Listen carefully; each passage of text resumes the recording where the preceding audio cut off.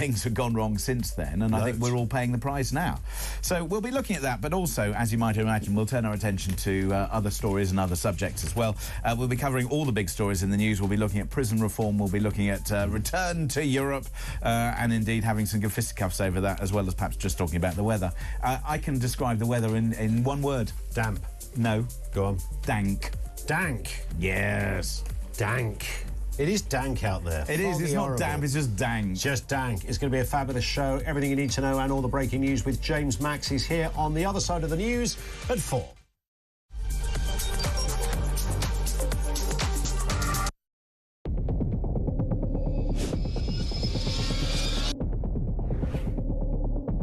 I spoke with His Majesty the King to request the dissolution of Parliament, and we will have a general election on the 4th of July.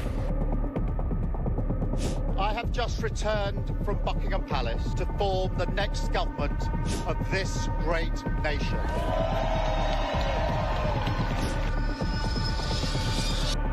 Take a look at what happened.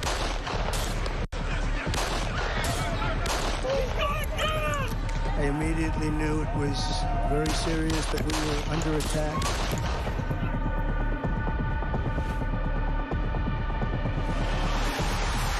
The time has come, and this surely is England's time. Williams, who scores, and Spain lead. The shot from distance is in. It is Cole Palmer. Low ball in on the far ball, slides it in. An absolute killer of a goal. I agree with the protest, but I don't think the violence was anywhere near necessary. No, I mean, I don't think anyone, Nigel, would ever think that the violence was the answer at all.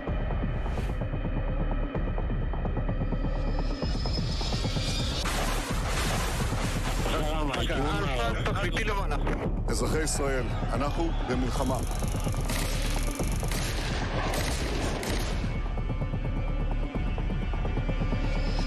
I probably took a bullet to the head because of the things that they say about me. If Donald Trump were president, Putin would be sitting in Kyiv right now. In Springfield, they're eating the dogs. The people that came in, they're eating the cats.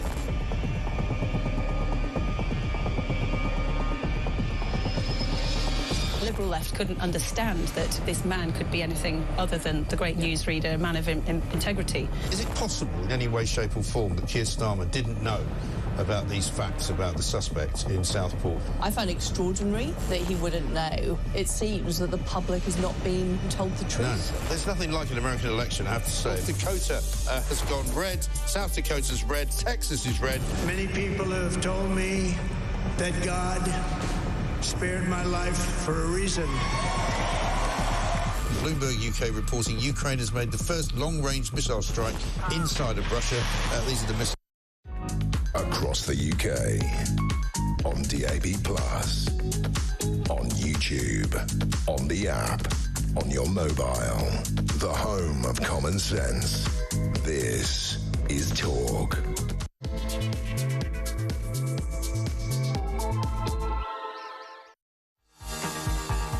And a very good afternoon to you. It's just coming up to 3 minutes past 4 o'clock. I'm James Max. This is Drive on Talk. I'm with you until 7 o'clock tonight.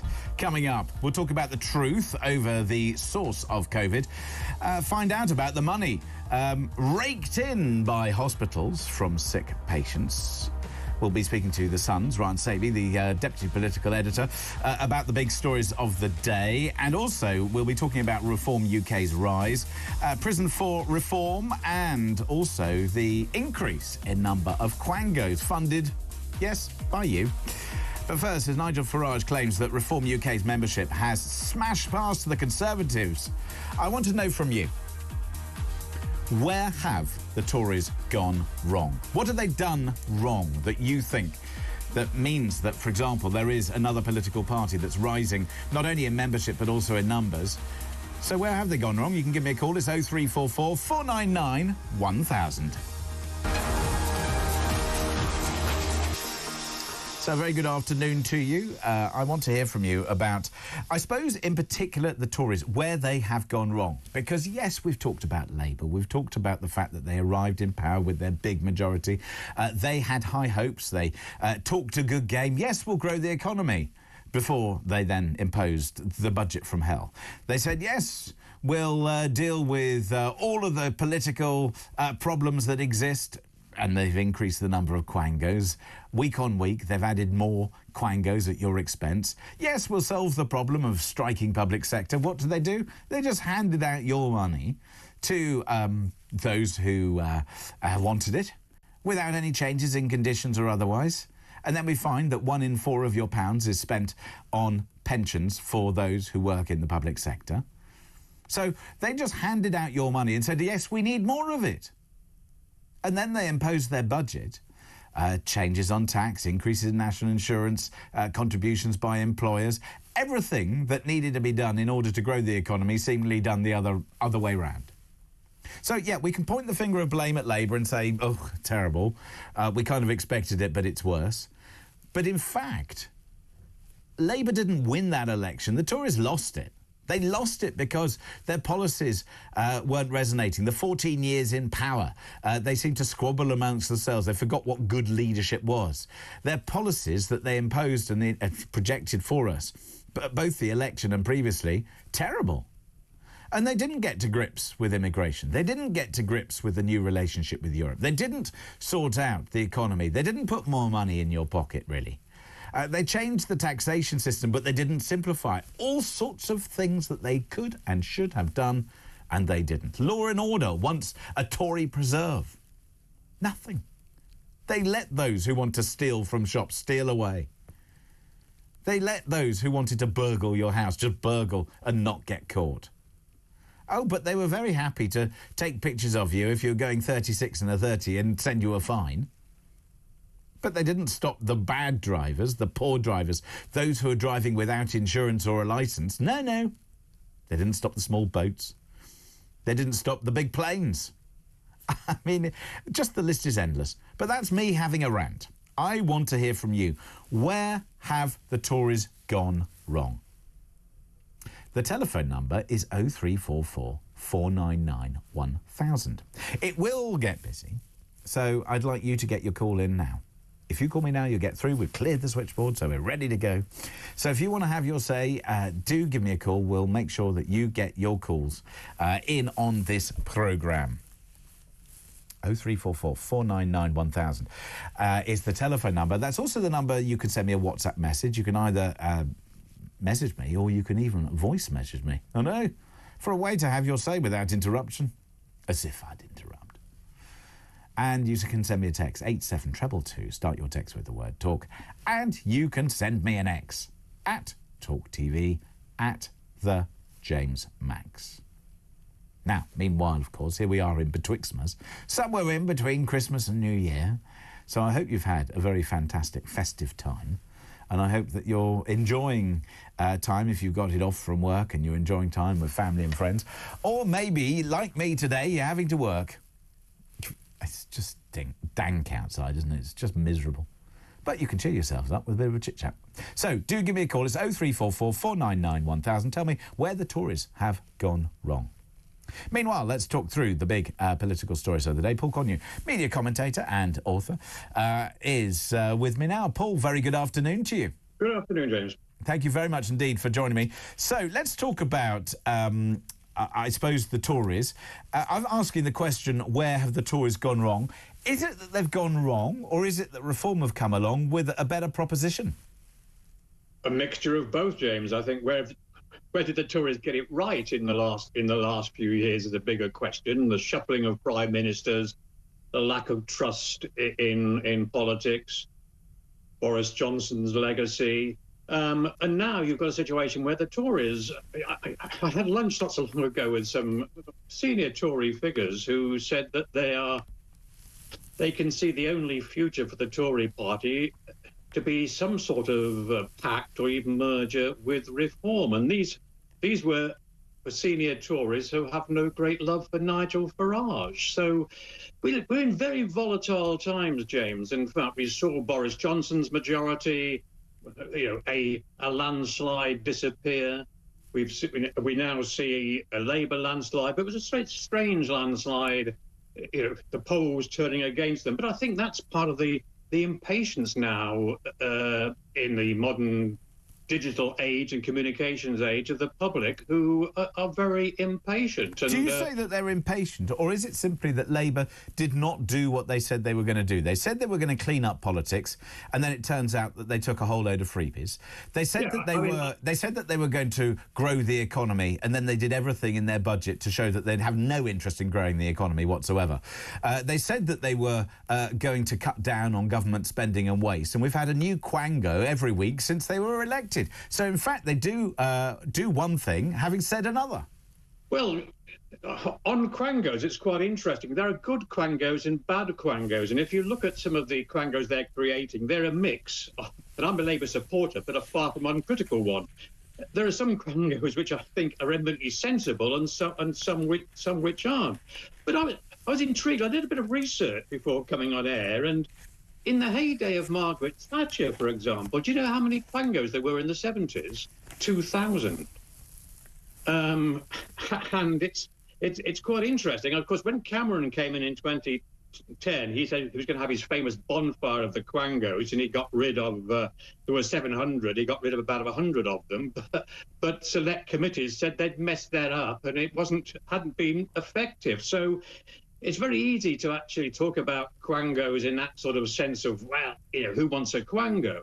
But there, as I say, there are good quangos and bad quangos. And the idea that, in fact, I mean, this phrase that's been bandied around, paralysis by analysis, yeah, but analysis is important. And there are quangos which I think make sense, and quangos which I wouldn't actually have created if I'd been in government. Of course, analysis is important, but analysis by paralysis is when you start to use either the wrong figures, the wrong statistical methods, or indeed the wrong analysis in order to give you the answer that you want as opposed to the answer that's sensible. Anybody who understands economics will tell you that had they done even an iota of analysis, the measures that they put in place will not grow the economy. If you start adding national insurance and making it more expensive to employ people, and indeed you make it more expensive in the care sector to employ those who are desperately underpaid as it is already, and you make care and social care more expensive, you're not going to fix the problems that exist.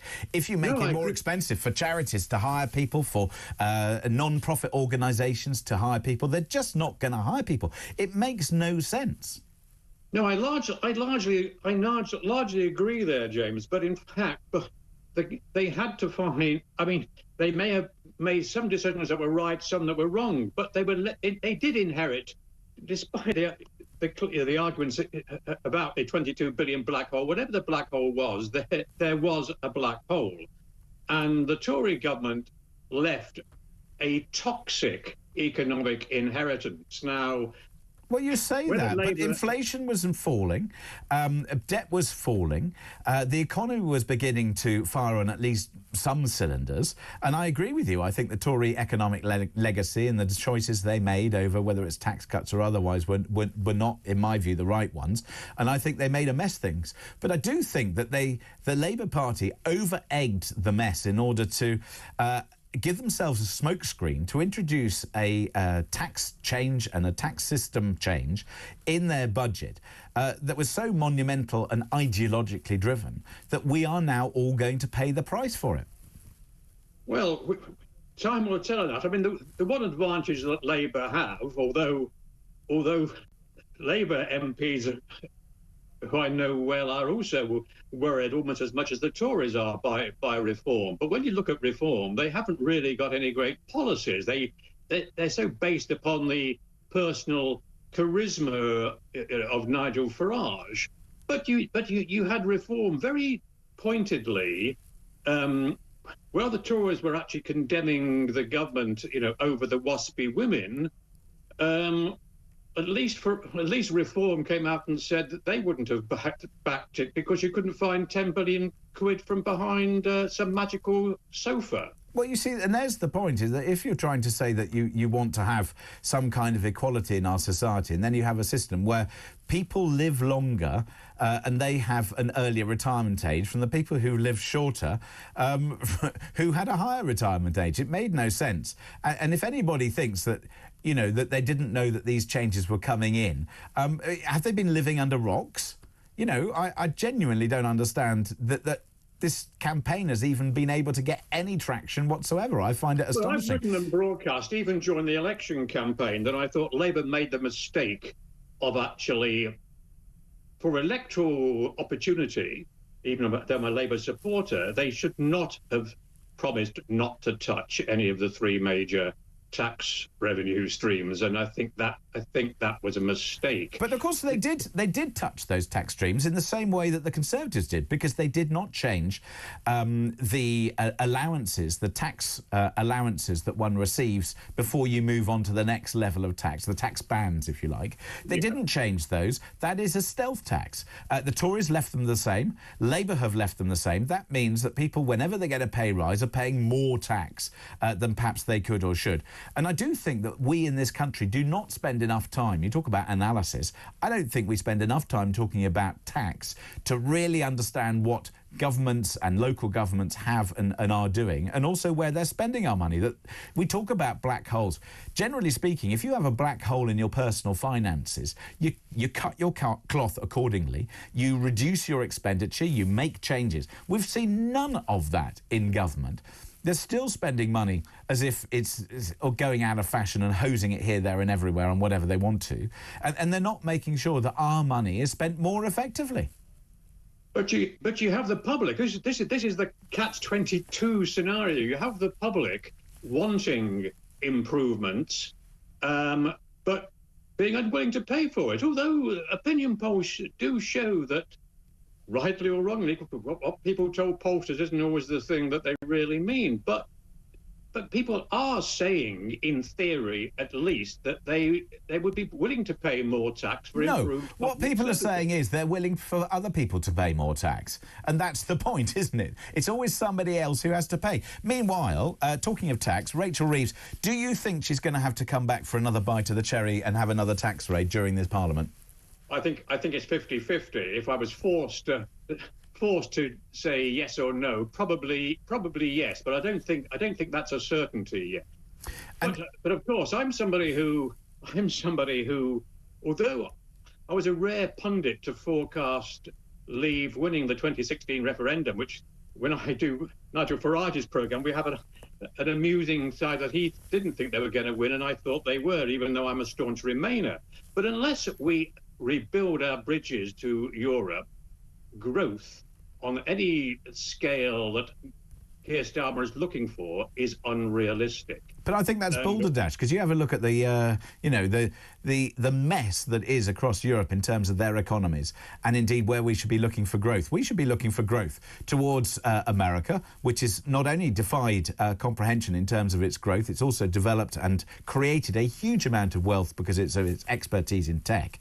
And here we are, and we've picked, Mr. Mandelson as our US ambassador, who said all sorts of unsavoury things about Donald Trump. You couldn't wish for a worse choice. And indeed, we're not looking west for our growth. That's the only place we can look for growth. If we look to east to our European friends and colleagues, by all means trade with them. But if you think that we're going to get excellent economic growth or cooperation from them, forget it. Well, Donald Trump, who I once knew quite well personally, I think his tariff policy, if he really carries it out, is going to damage Britain as well as Europe. But I think he's transactional, so he's not going to do Britain any favours. If it suits him to treat the EU more favourably, he would do it. But if we're anticipating, and I wouldn't have picked Lord Mandelson to be our man in Washington, and I don't think he's going to be any better than the current very impressive ambassador we have there. But I don't think we can expect any great favours from Donald Trump, and whether or not Nigel Farage offering his own help to Mandelson publicly, which I think is no more than a gimmick, which I don't think the government can possibly accept. But even so, I don't think Donald Trump will be influenced on that into giving Britain any special favours. So I think our better bet is to be closer to Europe, because I don't think we're going to be saved by any special UK-US trade deal. Well, not for now, certainly not with Lord Mandelson there, but there we go. Paul Connew, media commentator and author, thank you very much indeed for joining us this afternoon here on Talk, where my question to you is, where have the Tories gone wrong? 0344 499 1000. Of course, you can send me a text. 87222 is the number. Start your text with the word talk. The Conservatives lost because they did the opposite of everything they promised. We told them several times, and they promised that they wouldn't, and they didn't, said Adam. Tony says, Kemi Badenoch must put up or shut up. Defamation is a very serious act that comes with consequences. Ian in Bristol says the Tories' most annoying and voter-losing mistake has to be its tedious 4 months election process for a new leader and not even offering any policy ideas. Ben in Plymouth says the Tories stopped being Conservative and became no different to Labour. Then comes along Farage, who talked Conservative. It's simple. Labour are awful, so I voted Reform. Thank you for that. Bob in Glasgow says, James, the Tories went wrong because Cameron recruited far too many Lib Dems who then masqueraded as Tories. This caused huge division, upset and disunity in the party and the government. Meanwhile, impatient. We have been more patient with both main parties for years. We will not take the give us 10 years line anymore. You can't say there's a black hole and give money to other countries, says Adam. Thank you for that. Those are some of the text comments coming in. We'll have some more. Plus, we'll take your calls in a second as well. 0344 499 1000. Where have the Tories gone wrong? This is me, James Max, here on Talk.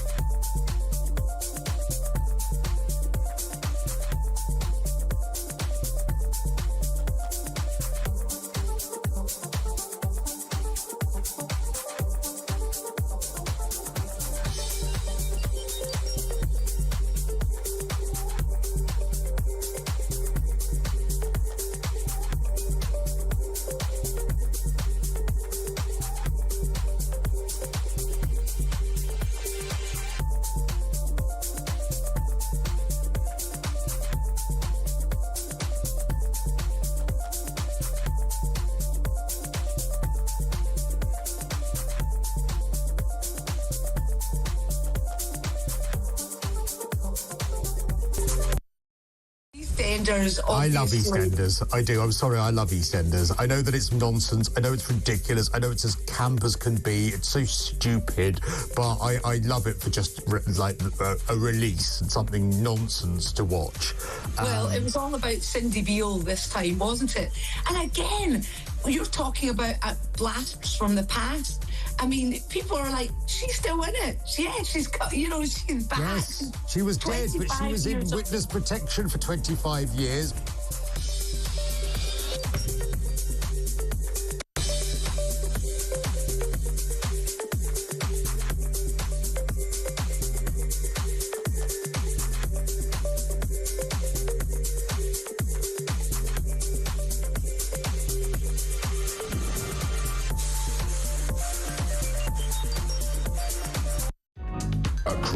UK. On DAB+, on YouTube, on the app, on your mobile. The home of common sense. This is Talk. It's 23 minutes past 4 o'clock. This Friday, the 27th of December, it's me, James Max, with you until 7 o'clock with your Drive Time show here on Talk. So, talking to you about the Tories, where have they gone wrong? What have they done wrong? Where have they perhaps lost your support, or where have they lost the nation's support? 0344 499 1000 is the telephone number. And also, if you want to talk to me about the rise of reform and indeed this spat that seems to have taken place between Kemi Badenoch and indeed Nigel Farage about the number of members of the political party and whether it really matters, I don't know. You can tell me. 0344 499 1000 is the telephone number. Nigel Farage's Reform UK has smashed past the Conservatives in membership numbers. The party has claimed. The digital counter on the website is now at about 142,000, I think, surpassing the Tory numbers revealed during their leadership in November. Mr Farage, who was all smiles at a Boxing Day hunt in Kent, hailed the moment as historic. He said on X, the youngest political party in British politics just overtaken the oldest political party in the world. Reform UK are now the real opposition, he says. Well, are they? Are they as big as the Tories? And does this spat really matter? I mean, I don't really care how many people are joining a political party. I mean, if you think of Labour, well, they had 500,000 members. Didn't do Jeremy Corbyn any good and didn't make him any more sane. Did it? 0344 499 1000 is the telephone number. Meanwhile, let's speak to Alex Wilson, Reform UK London Assembly member. Joins me now. Good afternoon, Alex. Good afternoon, James. So, why should we care as to how many members a political party has? It's hugely important for politics in this country to show that the Conservative Party no longer have a monopoly on the right of centre of British politics. In terms of membership now, we have surpassed them. In fact, while we're speaking, I'm very confident that we'll have gone exactly 11,000 members past the total that they declared when they had their leadership election. I've got the counter up in front of me. It's ticking along quite happily. But it's also about the polling and about by-election results. You say ticking along, but then that's the accusation by Kemi Badenoch, who says you're just using an automated ticker to sort of pick up your numbers. And until or unless Reform actually can genuinely demonstrate, it's just a lot of noise, isn't it? Well, I've got some breaking news for you, James. We have, of about 10, 15 minutes ago, confirmed that the Times, Telegraph, Spectator, Sky News have all been shown the inside of our back end, the system, and confirmed that the numbers are accurate. It's a perfectly valid and verified way of publicising these numbers. So I think it's time for Kemi to apologise. I think she has basically accused Nigel of fraud, which is a very serious allegation to make with no evidence to back it up. We've shown the evidence today that actually these numbers are correct. They're still shooting up. And I think, it's time for Kemi to apologise. OK, so people are joining Reform, fine. But this is, 140,000 odd members. We've got, last time I looked, we had about 70 million people in this country. Outside of politics, genuinely, nobody cares how many members you have. What matters is that by having this huge surge of members, it also brings new enthusiasm, new volunteers, new activists, and a whole cohort of potential candidates that will stand for us in elections from now until the next general election. So for Parliament, for the Senedd in Wales, for Holyrood in Scotland, and crucially, assuming the government doesn't conspire with some of the leaders of the county councils to cancel the elections next year, the county council elections that are coming up in May, huge opportunity for us to get that real foothold in local government, which we want to follow the model that the Lib Dems have followed so successfully, using local government as a base to then build local groups, local campaigns that you can then translate into parliamentary success. We know at the general election, our vote was very inefficiently distributed. Obviously, we won those 5 seats. We came third in terms of national vote share. Lib Dems got fewer votes than us, but significantly more seats. We're learning from their campaigning techniques, obviously not from their policy, because they're a million miles of us on all sorts of issues, but in terms of the campaigning, the infrastructure, the practical approach to winning political campaigns, that's the model we're looking to follow. And that's why this surge in membership is so important, because it's the local organisations, the local campaigns on the ground will help us translate that into parliamentary seats at the next general election. Now, just picking up what you said, Nigel Farage has threatened to take legal action against the Tory leader, Kemi Badenoch, if she does not apologise for accusing him of publishing a fake ticker showing Reform UK's membership increasing to overtake the Conservatives. The Reform UK leader has reacted furiously to Mr Badenoch's assertion that he was manipulating his own supporters with a ticker that is coded to tick up automatically after it showed the insurgent right-wing party had gone past 131,680 members in the number of eligible Conservative Party members in its leadership election in the autumn. So all sorts of excitement there, I guess, and I suppose it's a political story that continues to blow. One of the things that Nigel Farage did say is that he had to professionalise his party. As with any political party, there are fringes. There are fringes which are, shall we say, unsavoury. There are fringes which are perhaps not towing the party line. What's Reform doing to detoxify? What we've done is we're as part of the wider professionalisation of the party, both from the ground up and at headquarters, we're revamping our vetting procedures, making sure that every candidate that wants to stand for us will be far more closely scrutinised than they were perhaps for the general election. But by having this large surge of membership, that gives us obviously a much greater pool of candidates to choose from, so we can make sure that every candidate we put up in elections going forward is someone that is a true, sensible and representative of their local community, whether that be for council or whether that be for Parliament. And I can just confirm we have indeed now surpassed by 11,000 the number of Tory party membership. That the ticker now says 142,686.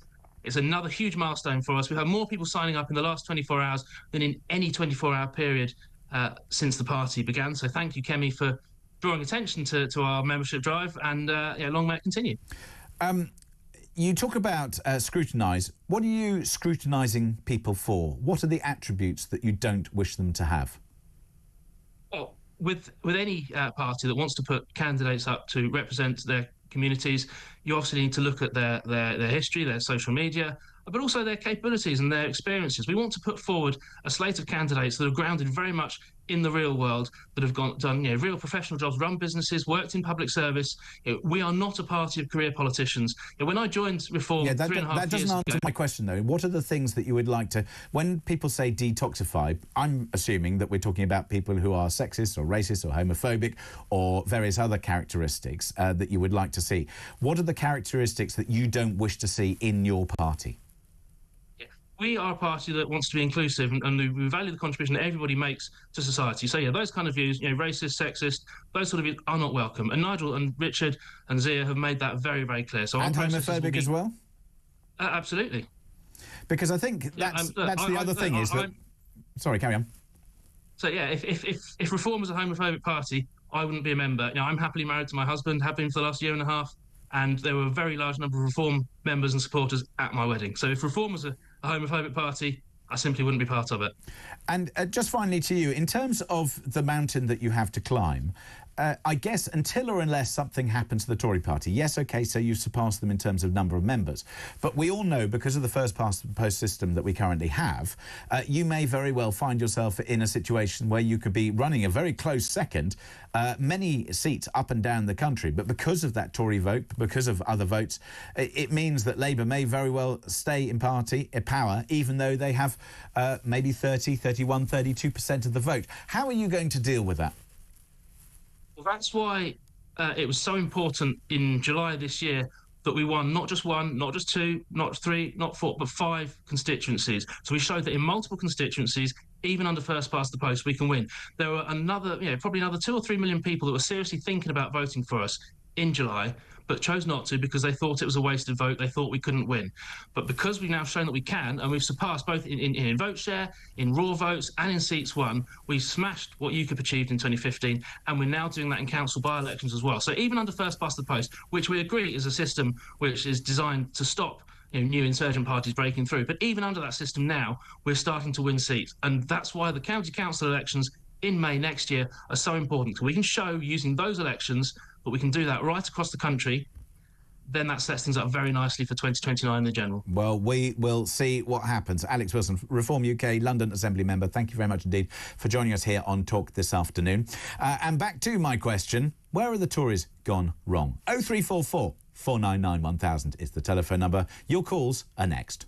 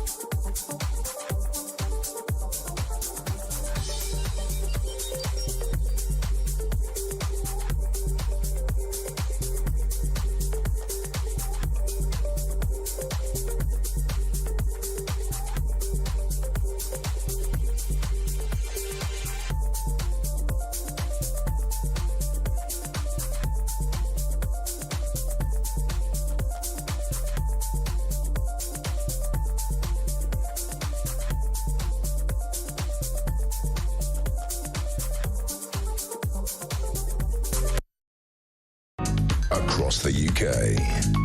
On DAB+, on YouTube, on the app, on your mobile. The home of common sense. This is Talk. 4:35 is the time. It's me, James Max, with you until 7 o'clock with your drive time show here on Talk. We sent out a tweet which said, where the Tories gone wrong? The answer came back from Plan B. Everywhere.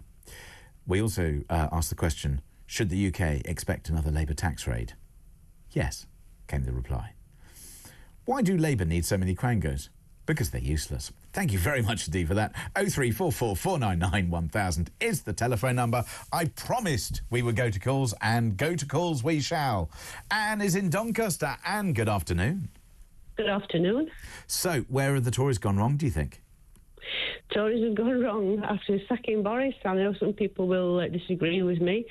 They stabbed him in the back. He was doing a good job as far as I was concerned, and we had obviously we had COVID. Yes. I believe our country was paying the biggest furlough bills. There never seems to be any mention of that, and I just think they sold him down the Swanee, and they've suffered because of it.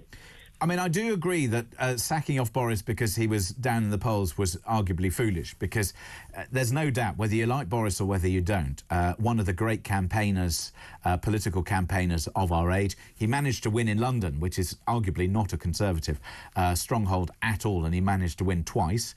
And, you know, as mayor, he was very effective. He put London on the world stage, and he fought and battled. And I think politically, you know, he had some very good policies and some interesting ideas. I do think he was the architect, though, of his own downfall. I found, even as a commentator who was, you know, mildly and sort of modestly, you know, favour of him and his style of leadership, he seemed to make a lot of mistakes, and it just annoyed me that he didn't seem to keep control of his troops. Yes, yeah, I agreed with that. He did some things. I think his heart was in the right place, but he did do some silly things that were, you know, obviously some picked up on and used against him. But I think he was making headway as far as I was concerned. He was, but I also do worry about some of the choices that the Tories made. So, you know, the whole Liz Truss debacle. Yes. You know, she managed that terribly badly. And although Rishi Sunak, I think, was, you know, a good operator, I think the policy promises he made, he didn't stick to and wasn't able to come up with the policies to genuinely provide results. And also, he put the wrong person in charge of the economy. To put Jeremy Hunt in the Treasury was a terrible mistake, because he was as bad as Philip Hammond. I mean, he was a spreadsheet master and seemed to have no imagination on how to ignite our economy and to put more money in your and my and our pockets. Absolutely correct. Yes, I agree with you, and I think that's been the downfall. And obviously, I used to vote COVID. You vote COVID? I did vote COVID Conservative, but I wouldn't do any more. So where does your vote go now, Anne? You don't have to answer. My vote is for reform all the way. I'm actually a member, and reform for me. So there we go. So it's reform for you. Do you think that reform will be able to convince either enough Tory voters to vote for them, or indeed to perhaps merge the parties or do something? Because if nothing happens and you just have reform sitting side by side with the Conservatives, there's an argument to say that neither will win. Yes, I can understand that, but I'm hoping the way the numbers are going now that we're well on the way, and you know, hopefully in 4 years or 4.5 years' time, we'll have Nigel Farage as our leader. Well, there's an argument to say that if he were to be Prime Minister, the relationship with America would thaw substantially. Really? Oh. Well, of course. I mean, look, you know, he's a good friend of Donald Trump. There's no doubt that Donald Trump likes working with people that he likes, and then anything that had been put in place to get in the way of that special relationship, in the same way that Margaret Thatcher had a very special relationship with Ronald Reagan. That's the last time that I think we had any kind of proper relationship with the US. Yes. I think arguably we would see the nation's fortunes change. Maybe so, but I think, you know, we've got some good people in reform. Richard Tice, he's excellent. I've listened to him speak. And well, I've worked with Mr. Tice. I've known him for at least 20 years. Really? Really? I have much respect for him, yes. Yes, so there we go. So, Anne is a reformer. Are you? And where do you think the Tories have gone wrong? 0344 499 1000 is the telephone number. Tarquin's in London. Tarquin, good afternoon. James, how you doing? Happy Christmas, sir. Well, happy Christmas, and indeed, as we're in betwixtmas, aren't we? Yes, we are. We are. Yes.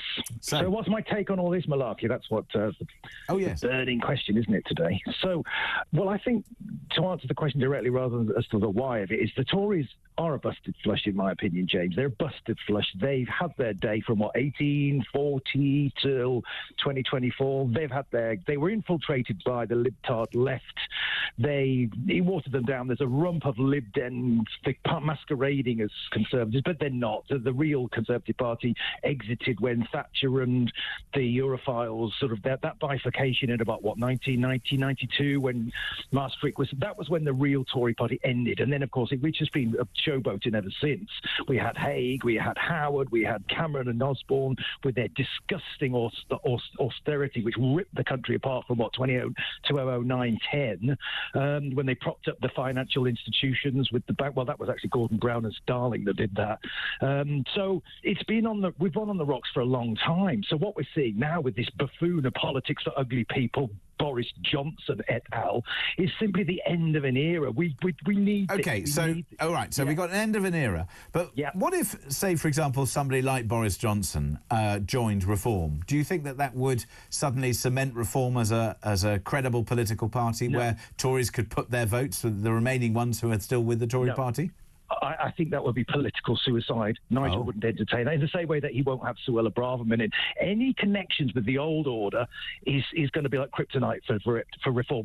They can't have the old guard in because simply it will be infiltrated and diluted down. But unless they do something, Tarquin, then, OK, so you have your 22% support. Unless you can get another 10, 15% of support, you haven't got a hope in getting elected, and you then just become a political sideshow. But the time frame you're looking at is a 4-year time frame. I'm looking at 10, 15, 20 years. It's going to build and build, and the more that the populace, and it's already peed off big time with what the establishment first past the post system. So is there anything the Tories can do to recover their position, or do you think they're toast? I think, genuinely, they're toast because I think the whole cake gate it made people just be so disappointed when Granny was dying and this guy was munching cake. Even if he was set up, James, it just peed in the pool for I just think people don't want that fake politics anymore. They want real people who've got work experience, not these career politicians and the Islington Mafia. They don't want it. They're done with it, James. They want real people back, like Rupert Lowe. OK, real people, says Tarquin. So maybe that's the Tories' problem or fault, that they've stopped recruiting real people with real experience into politics. You tell me. Got a couple of free lines into the building. It's 0344 499 1000. Tell me where the Tories have gone wrong. And next, by the way, we're going to be looking at prison reform. Send convicts to open prisons to ease overcrowding, says a sentencing czar. Well, do we believe in that? Do we think that that's a good idea? That's all coming up on Talk.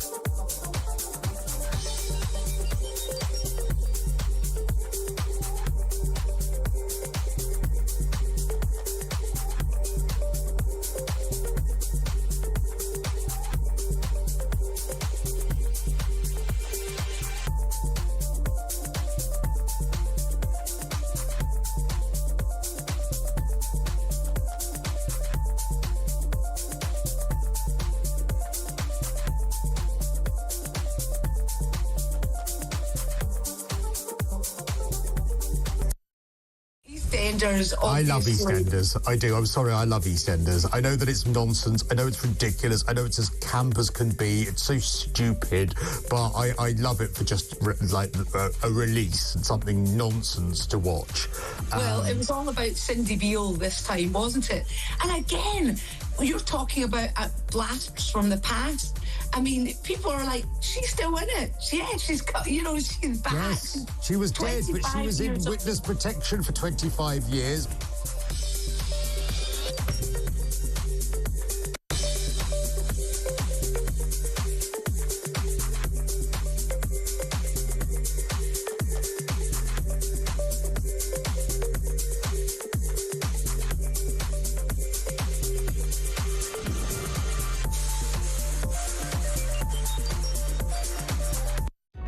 Across the UK, on DAB+, on YouTube, on the app, on your mobile, the home of common sense.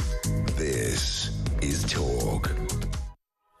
4:47 is the time. It's Drive with me, James Max, with you till 7 o'clock here on Talk. Talking to you about the Tories. Where have they gone wrong, is what I'm asking. 0344 499 1000. We'll take some more of your calls in a moment. Also, if you want to send a text, 87222, start your text with the word Talk. And if you want to X me, it's at talkTV. A couple of messages just before we move on to other matters. James says, Colin, shouldn't Kemi be spending her energy on the job in hand, being the official opposition to the current government? Instead, they're wasting the time and energy in a bin fight against reform. They're not listening. They haven't learned a single lesson from the recent obliteration at the general election. Typical Tory party yet again. Claire says, James, how did the Conservatives go wrong? To put it in a nutshell, they lost their Tory values. Had they still had, they had too many diverse factions in their ranks who do not hold the original Tory values, and they're too left-leaning. Kemi won't show her colours for fear of splitting the party. James, that bloke you just had on is an obnoxious communist. Ban him from the show. Aaron, it's not a very good idea to ban people, even if they have views which are different from your own. That's why we're the home of common sense and, indeed, the home of free speech. 0344 499 1000 is the telephone number to have your say, to tell me where you think the Tories went wrong. Meanwhile, two other stories. Britain should move thousands of inmates into low-security open prisons to tackle the overcrowding crisis and reduce reoffending. This is according to a senior government advisor. David Gauke, the Tory former Justice Secretary, urged ministers to copy Spain, where a much greater proportion of convicted criminals are free to work and study outside prison walls during the day. Is this a good idea? Let's speak to David Shipley, prison reform advocate, joins me now. David, good afternoon. Hi, James. How are you doing? Yeah, very good, thank you. So, David Gauke, the Tory former Justice Secretary, urged ministers to copy Spain, basically saying tackle the overcrowding crisis and reduce reoffending by putting thousands of inmates into low-security open prisons. Good idea? I think it's a brilliant idea. I've been to prison. I spent the first half of my sentence in a closed prison, Wandsworth, and the second half in an open prison, Holsey Bay. In the closed prison, most inmates spent most of their day, 22 or 23 hours a day, lying on their bunk beds, staring at daytime TV, getting bored, getting frustrated, getting depressed, getting into drugs, getting into booze, getting violent. No rehabilitation really happens there. In the open prison, by contrast, lots of guys were going out every day on what's called ROTL, release on temporary license. They'd go out to work in local employers, develop skills, pay taxes, contribute, get into the habit of work again, or they'd go out to local colleges or universities to study real qualifications. And open prisons cost about half per place compared to the closed jails. Do you think that we have a view? I mean, I suppose it's garnered, by the crime that somebody commits. Do we have a different view as to what a punishment should be depending upon the crime that has been committed? I think as a society we do. I think we recognise that probably most people would intuit some kind of moral hierarchy of crimes, and that might not be exactly in line with how the law punishes, but I think most people would probably recognise that some crimes are more forgivable, easier to rehabilitate from than others. And with that in mind, I suppose anybody who is committing crime, people perhaps don't think about the costs involved. And as you say, Ministry of Justice figures shows that the average prisoner costs £51,108, but the average prisoner in an open prison costs £27,348. I'm assuming that's per annum. Yes, that's every year. And it's not just that. I think you've also got to look at the fact that the reoffending rate is much lower for people to go to open prison. So reoffending is about a third of the total cost of all crime in the UK. The last estimate put it at over 60 billion. So huge amount of money wasted by over reoffending, and a huge number of new victims created every year. So if we can do it cheaper and more effectively and create less crime and fewer victims in the future, that seems like it could work for everyone. Yes, we hope it would. Just finally, as long as the line holds out to you, if I may, David, in terms of reform, we talk about reforming our NHS because it's no longer fit for purpose. And we haven't really had many conversations or discussions about it, but perhaps we should have done, in terms of the system that we have. There's an argument to say that we have a justice, or certainly a sort of criminal punishment system, which is also extremely out of date. Is that the case? I think so. It doesn't work. About 5.5% of all crimes of the victim result in a charge. So even at the very beginning of it, the police are just not getting to charge on the vast majority of crimes. Most people who do get sent to prison will, in many cases go on to reoffend. The system simply doesn't work. And it needs a root and branch reform. Certainly does. There we go. David Shipley, prison reform advocate, thank you very much indeed for joining us here on Talk, where we turn our attention back to our conversation about where the Tories have gone wrong. Patricia, you're in Lisbon. Welcome to Talk. What have you got to say? Very good afternoon to you. Hello, Patricia. Right, OK, well, we'll come back to Patricia if we can. Let's go to Jerry, who's in Burton-on-Trent. Jerry, good afternoon. Good afternoon, James. Well, a real pleasure to talk to you. Well, thank you very much for calling. So, what have you got for me? James, I think, Ian Duncan Smith said it. He referred to Theresa, I forgot. What's her? The female Prime Minister, Theresa May. When she went into negotiating for the European Community, he said, she started on her knees, and by the time she finished, she was on all fours. And what we see in the Tory party is they're gutless. They've got no sense of leadership. Any possible thought of being criticised by anybody, Islamophobe, racist, and they curl up in the fetal position, and they're absolutely terrified of upsetting the apple cart. You've got a party that's split. It was split from the time it was elected with Boris Johnson's huge majority, and it's remained split to this day. That's why Kemi can't really do much. How do you unite a party that's so split, so severely split, that you haven't got a party, frankly, if you kicked any of them out? Is that the case, though, with all major parties? If you ever look at the Labour Party, they've struggled with their factions, with their discussions, with their membership, and the Lib Dems took a long time to come to terms with recovering after having gone into coalition with the Tories. Well, to an extent, but when you look at what Boris did when it came to that proroguing Parliament thing, and he kicked out the likes of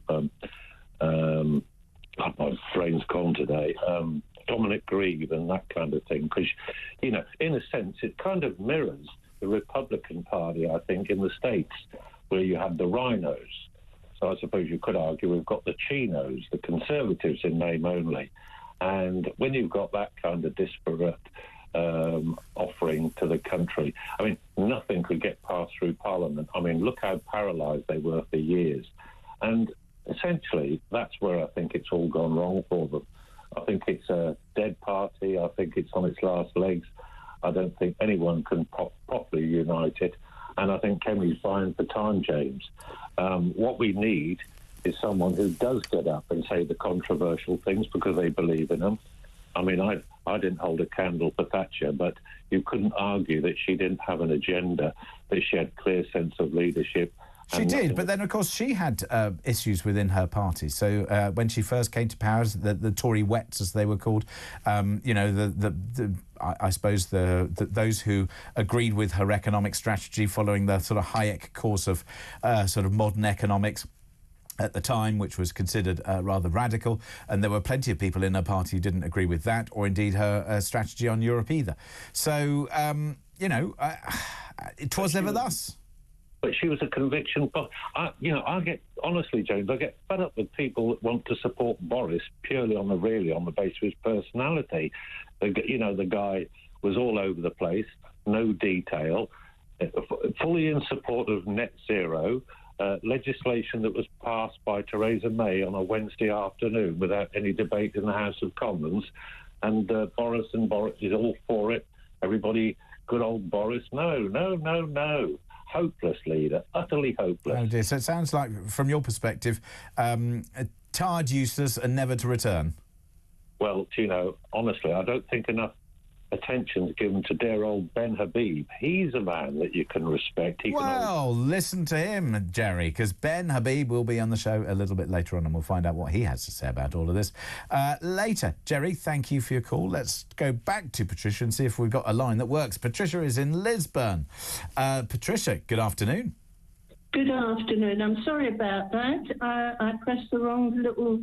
Oh, dear. What a mess, eh, Patricia? Yes. On the part of Boris, I think he had a lovely personality. The people were behind him. He started to do what the people wanted, but it wasn't what the politicians wanted behind Boris. Well, there's an argument to say that Boris, I don't know, for whatever, he was the architect of his own downfall, because had he just been really clear about what the COVID rules were and said, look, we're in Downing Street, so I'm really sorry, but we're going to have to, we can't lead by example. We can't expect everybody up and down the country. In the same way that I was coming into this building every single day, Patricia, and I had slightly different rules that applied to me compared to others in order that I could do the work that I needed to do. We had clear ways of operating here, and I think, people stuck to those rules as best they could. Had Boris just been a little bit clearer and also been a little bit stronger with his ministers, we never would have gone... We wouldn't have a Partygate. You shouldn't have a party leader being kicked out over, did he or didn't he have a slice of cake at a birthday party? It's a nonsense. Yes, you're right there, and I think the only one that can run the country would be Reform, and I wish they were there now, because I think the Labour Party are not doing any good. They're making it worse. When I was at work, it was priority. And in this country, the priority at the moment is the boat people. Because the more boat people come in, the more taxes we're going to pay, and the economy will keep going down. And as far as going to America for trade, I can't see Trump giving it to us, because he sees this country as becoming Islamic. And that's the... Yeah, I'm not sure necessarily that's his view, Patricia, but that's yours, so thank you for that. We will see what happens, I suppose, and that continued discussion about people coming over on small boats, as we saw that nearly 500 people managed to turn up here on Christmas Day. So that problem hasn't been solved. Well done, Keir. Yeah, keep them coming.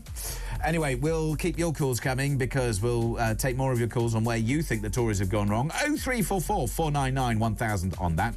Plus, I'm going to be joined by Ryan Sabey, he's Deputy Political Editor of The Sun. We'll be going through the day's big stories, and we'll be turning our attention to some more of your calls as well. So that is coming up here on Talk with me, James Max, and your drive time...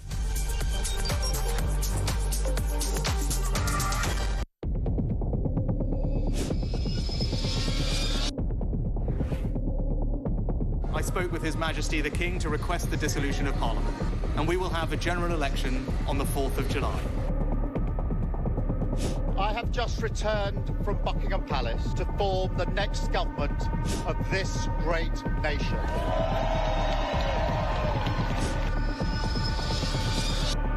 Take a look at what happened.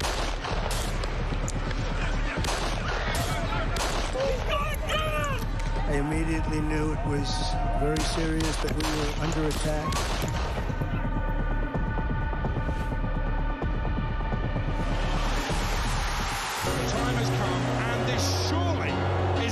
time. Williams, who scores, and Spain lead. A shot from distance is in. It is Cole Palmer. Low ball in or far ball, slides it in. An absolute killer of a goal. I agree with the protest, but I don't think the violence was anywhere near necessary. No, I mean, I don't think anyone, Nigel, would ever think that the violence was the answer at all.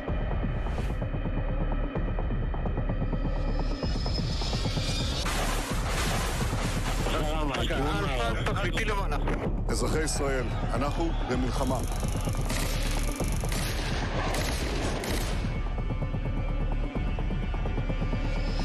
I probably took a bullet to the head because of the things that they say about me. If Donald Trump were president, Putin would be sitting in Kyiv right now. In Springfield, they're eating the dogs. The people that came in, they're eating the cats.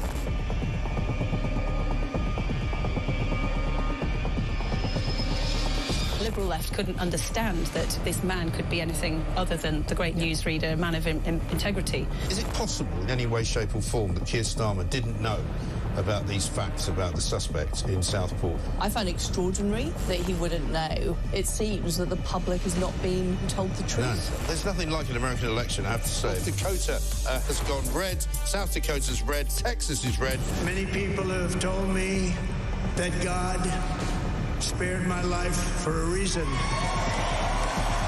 Bloomberg UK reporting Ukraine has made the first long-range missile strike inside of Russia. These are the missiles that Biden... Across the UK, on DAB+, on YouTube, on the app, on your mobile, the home of common sense. This is Talk.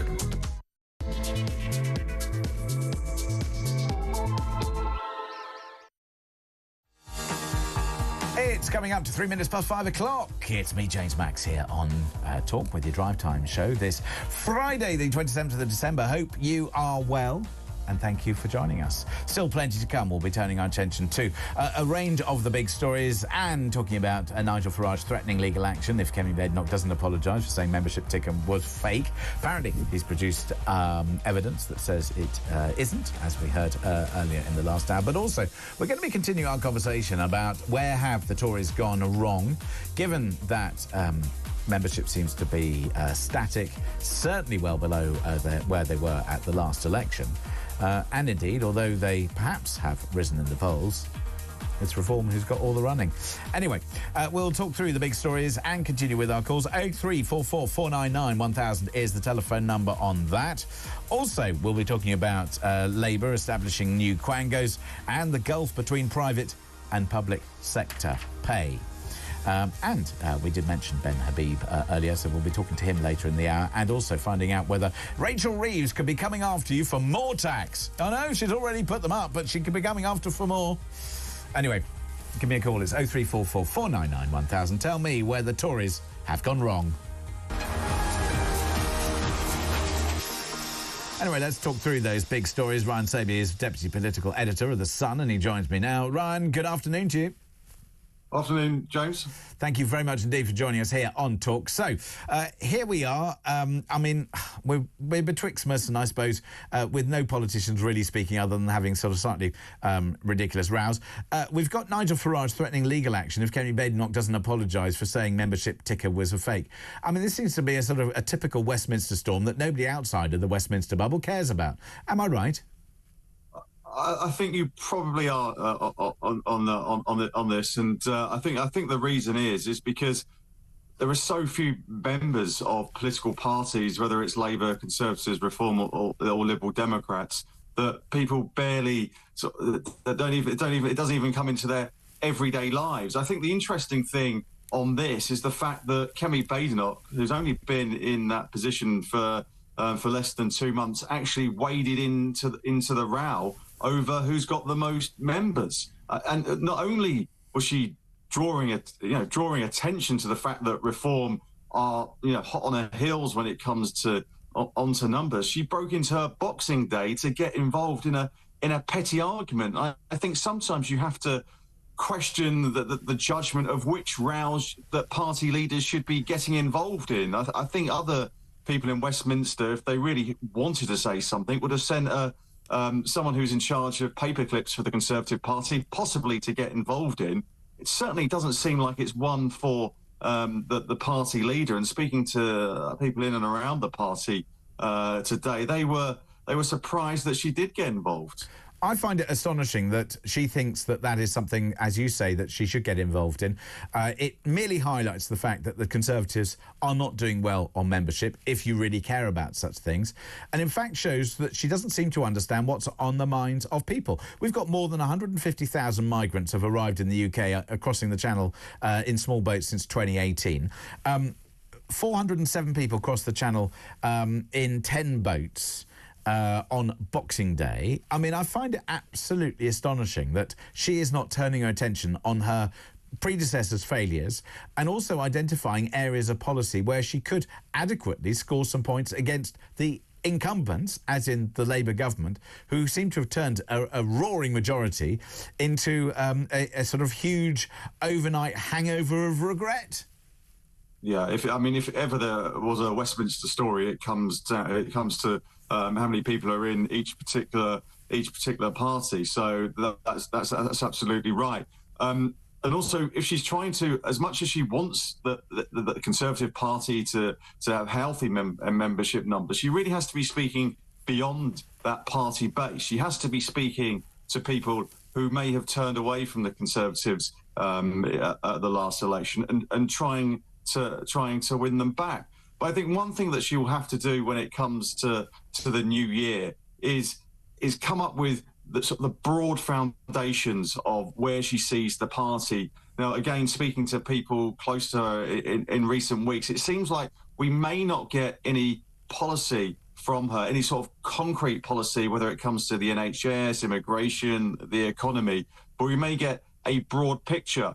And I think she mentioned this herself in an interview that she did with The Spectator just before Christmas, that she talks about herself being a scientist and engineer, and you can't just go hell for leather and come up with, just shoot from the hip and say the very first thing that comes in your mind. You have to build these things slowly. So I think she sees it like this.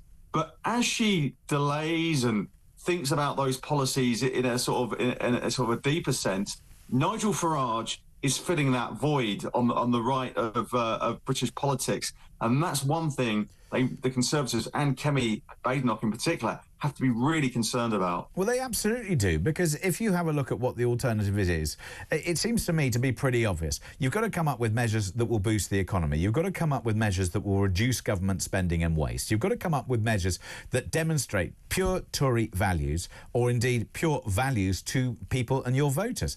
And if you're not going to come up with decent and adequate policies to demonstrate that you're going to tackle low-level crime such as shoplifting and theft, if you're not going to make people feel safe in their homes, if you're not going to come up with common sense policies to stop the nonsensical 20-mile-an-hour limits up and down, or this chase for net zero, various things that it's pretty obvious what the nation thinks about these things. What on earth is she doing there as leader if she cannot articulate what their position and their points are? Yeah, I think the pressure will grow when it comes to January or February, that she will have to turn those sort of broad policy ideas into something a little bit firmer. She has got an electoral test next year. Now, it may only be the local elections. I say it may only be the local elections. Obviously, she will be treating that very, very seriously. But it will be a measure of how well she has done in her first 6 months, how well Keir Starmer has done in nearly a year. So, and I think people will start to look at that and say, well, it's okay having broad ideas, but you really need to move on from that and come up with a big policy announcements that the public and voters want you to talk about. And as you say, whether that's the NHS, whether it's antisocial behaviour, net zero, or the economy, she needs to turn sort of softer policy announcements into something a little bit harder, something a little bit more people can actually grasp onto and find, just so she knows and she can communicate with the public why she should be in Downing Street. So where is the leaning of The Sun at the moment, editorially, on the basis that perhaps in the run-up to the election, arguably we all knew that the Conservatives were going to lose, and there was perhaps some sort of loose support for Keir Starmer. I'm assuming that The Sun politically isn't particularly happy with that allegiance with Keir Starmer or indeed his Labour Party. Well, I think one thing that several things that we've been doing over recent months is obviously, holding the government to account, holding them to task on all their policies, whether that comes to the budget, the winter fuel allowance, big decisions that that they've made over recent months. For example, on national insurance, questions have been asked about whether that is the right thing to do for businesses, small businesses particularly, who've been hit by increased costs. What will that mean for recruitment and the hiring when it comes to the new year? So we are holding their feet to the fire on those issues. Whether it's net zero, the economy.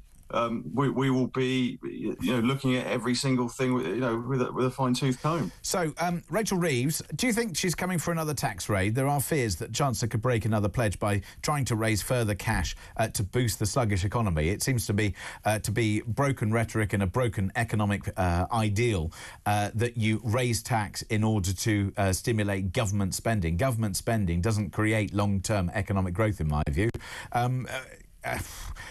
Do you think she's going to come after more?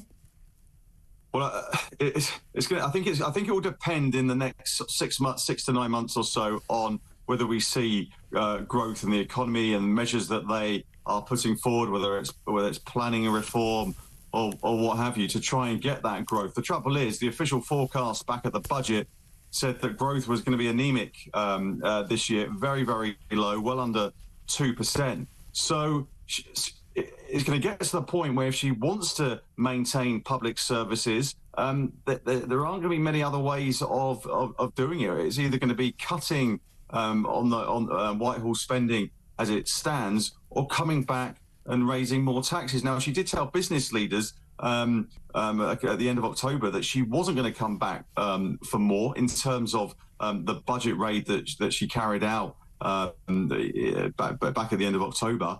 So it's going to be difficult. You could question whether she's actually tied her hands slightly, but there are lots of different ways of raising tax. And whether she will come back and hit business again, we'll have to see. But if she does that will particularly hurt, especially after hitting them with that £25 billion tax rate. And one other thing, Keir Starmer eyeing up 5 priorities in the Brexit reset talks with the EU. I don't know whether it will resonate with them or indeed how it will resonate here at home. Cross-border youth mobility is one thing. Talking about EU creative programme, Britain maybe pull back into the scheme, which between 2014 and 2018 awarding £74 million to UK creative institutions. Seems like, I don't know, winging in the wind, but anyway.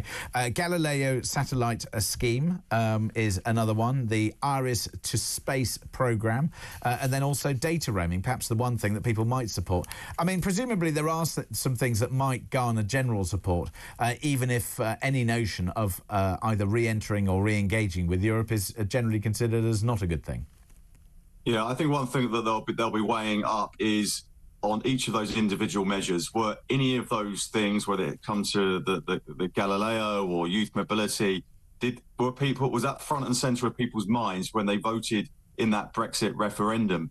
And I think they'll take a view that when it comes to youth mobility, we may not see something on a Europe-wide basis, but what we may see is many bilateral deals. So there will be the opportunity for people in the 18 to 30-year-old age group who will be able to work for a year or so in other countries, and people will be able to come here. Now, Sir Keir Starmer has to weigh that up against arguments that he said that he will not give in to freedom of movement. So he's going to have to weigh it up and see how that works politically. But things like the space program that you mentioned there, if there's something that Britain probably can't do by itself in terms of the expenditure and the sheer cost, and it actually does benefit our science industry, I think he may well team up with European just to pool resources, possibly. But he has set out his firm red lines on issues such as the single market, the customs union, and freedom of movement, and a sort of general youth mobility scheme. Now, I don't think you'll see any movement there, but you may see sort of some tinkering around the edges when it comes to the other schemes. Now, just back to this story about Nigel Farage and his response to Kemi Badenoch. He's been speaking to Sky News. He said, I'm going to take some action in the next couple of days. I've got to decide exactly what it is, but I'm certainly not going to take it lying down. It would appear as if he's clarifying the position. And maybe we're just seeing this sort of political storm break out. I mean, I'm assuming taking legal action or anything else would be very costly and time-consuming, all the rest of it. But I'm assuming sabre rattling is what we're going to see about these numbers, and maybe, you know, some form of clarification probably required. Yeah, no, exactly. And I think this is ideal for Nigel Farage, talking on a subject that he wants to talk about, whether it's Reform are doing as well as the Conservative Party, which plays into his hands. He's actually delighted to be talking about that. But if it is proven, you know, that evidence that Nigel Farage has put forward that the numbers were correct, I think you could probably see a Kemi Badenoch tweet very soon, just to clarify that situation. Ryan Sabey, Deputy Political Editor of The Sun, thank you very much indeed for joining us here on Talk. It's much appreciated. Back to your calls in a moment. If you want to tell me where are the Tories gone wrong, 0344 499 1000. That's the telephone number. As I said, we'll take more of your calls and your comments on the socials. That's next on Talk.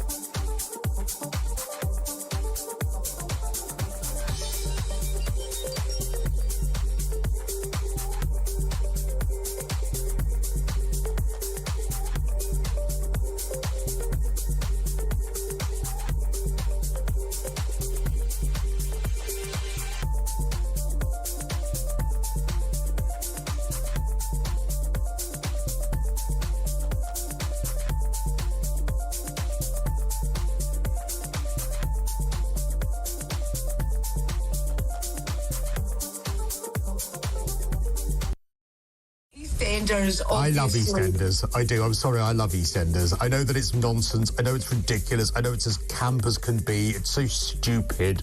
But I love it for just like a release and something nonsense to watch. Well, it was all about Cindy Beale this time, wasn't it?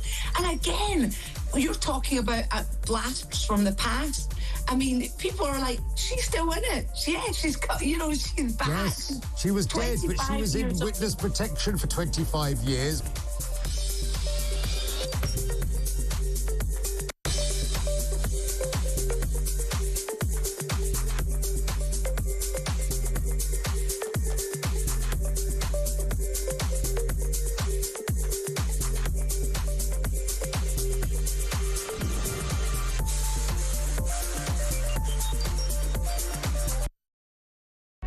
Across the UK, on DAB+, on YouTube, on the app, on your mobile, the home of common sense.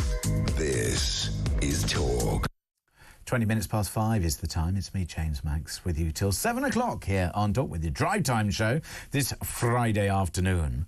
I know it's that betwixtmas time, and if you want to have your say, I'm asking you where the Tories gone wrong. 0344 499 1000 is the telephone number. Meanwhile, you know when just everything goes wrong? So I'm currently dealing with a situation of a blocked lavatory and indeed a heating system that's not warming the water. I don't know what problems you've had, but why does it always happen over Christmas? Anyway, I shall have to turn my attention to such matters shortly. More importantly, I've got to deal with Ken in Kent. Hello, Ken. Good morning. No, it's good afternoon. I've got poo on my beaches from Southern Water, if that helps your toilet situation. No, that doesn't help the toilet situation at all. It's just I've got my mother texting me. She's forgotten that I'm on the wireless and she's sending me endless messages telling me that a bog is blocked. It's like, what do you want me to do about it? Next door. Tell her to use next door. Oh, dear. I don't know. Anyway, these problems are sent to test us, Ken. Where's Tories gone wrong? Well, we could go back to the Thatcher. It all started there. But anyway, let's talk about this. No, it didn't. Thatcher was brilliant. Please, don't even go there, James. It's Christmas. You're just going to spoil my holiday. Oh, dear. Not even mentioning that woman's name. Oh, didums. Listen... Farage, I mean, he was at the right place today at a fox hunt, because what he's done, he's actually laid a scent trail, and he's got all these people thinking the grass is greener on the other side, called Reform, and when they cut the grass, James, they're going to find that the reality is the whole economy is completely in a mess. And they may do, but what they may also say is they may say at least Nigel Farage speaks the language that they want to hear. So he talks very clearly about migration and immigration. He talks very clearly about what he wants to do to do with the tax system. He talks very clearly about what he wants to do for business and growing the economy. Cheap. Talks cheap. It's like the Labour Party, you see. They've got the National Planning Policy Framework. They've changed that now and said you're going to have to build more houses. We've been messing around with this with the Tories for the last 14, 15 years. They're complete imbeciles. Now we've got the Labour come in and said, actually, we put the numbers up that you have to build, so they're going to have to build them now. Now, whether or not that actually gets achieved is a different matter, but at least we're on the bus now and it's moving. Do you think it's moving? Yeah, I do think it's moving. I mean, my site here, I'm going to have a meeting with the council on the 7th of January. You want to come?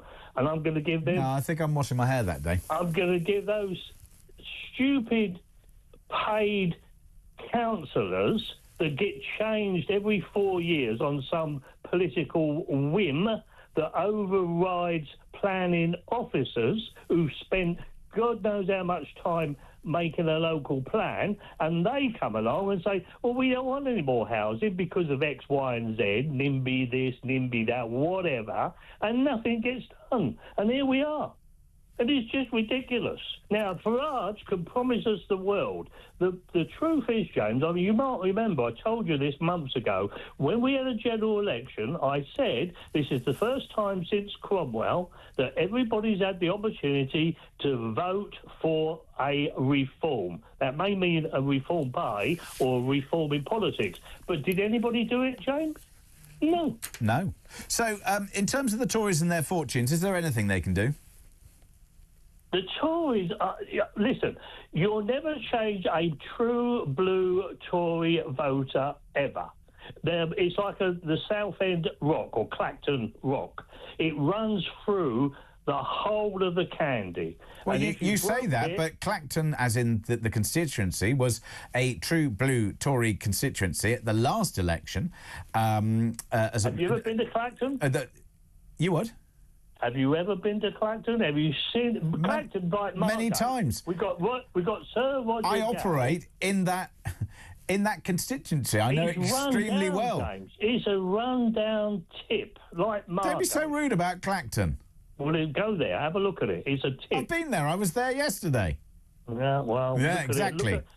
Look at that. Look at Margate. You know, you've got Sir Roger Gow that's been... Yeah, I mean, look, should these places receive, support? Should our seaside towns around the country be reinvested in? Absolutely. Up and down the country, we've got Victorian towns that were built and developed and have not been given the money or the resources that they should do, Ken. But just back to the point. So, yes, I do know Clacton extremely well, but just back to that point about, looking at what can or should be done. If you have a look at what the Tory party did last time. So at the last election, Nigel Farage won that seat. At the time before, it was the only seat in the country that was guaranteed to be Tory. So you say that true blue Tories can't be changed. Well, that's a case in point that it can. Where do they get this guarantees, whatever? You can't guarantee. I mean, he stood 5 times, 6 times and never got elected. I mean, so where's the guarantee? He was going to go to Clacton and get guaranteed because it was a Tory hot seat, he was going to win. Listen, people vote on the basis of what they get affected by. And they vote on Oh, no. He seems to have gone. There we go. Ken, thank you very much indeed. Must move on. 0344 499 1000 is the telephone number to get involved in the conversation. I'd like to hear from you. Meanwhile, let's turn our attention to Ben Habib. He's former Brexit Party MEP.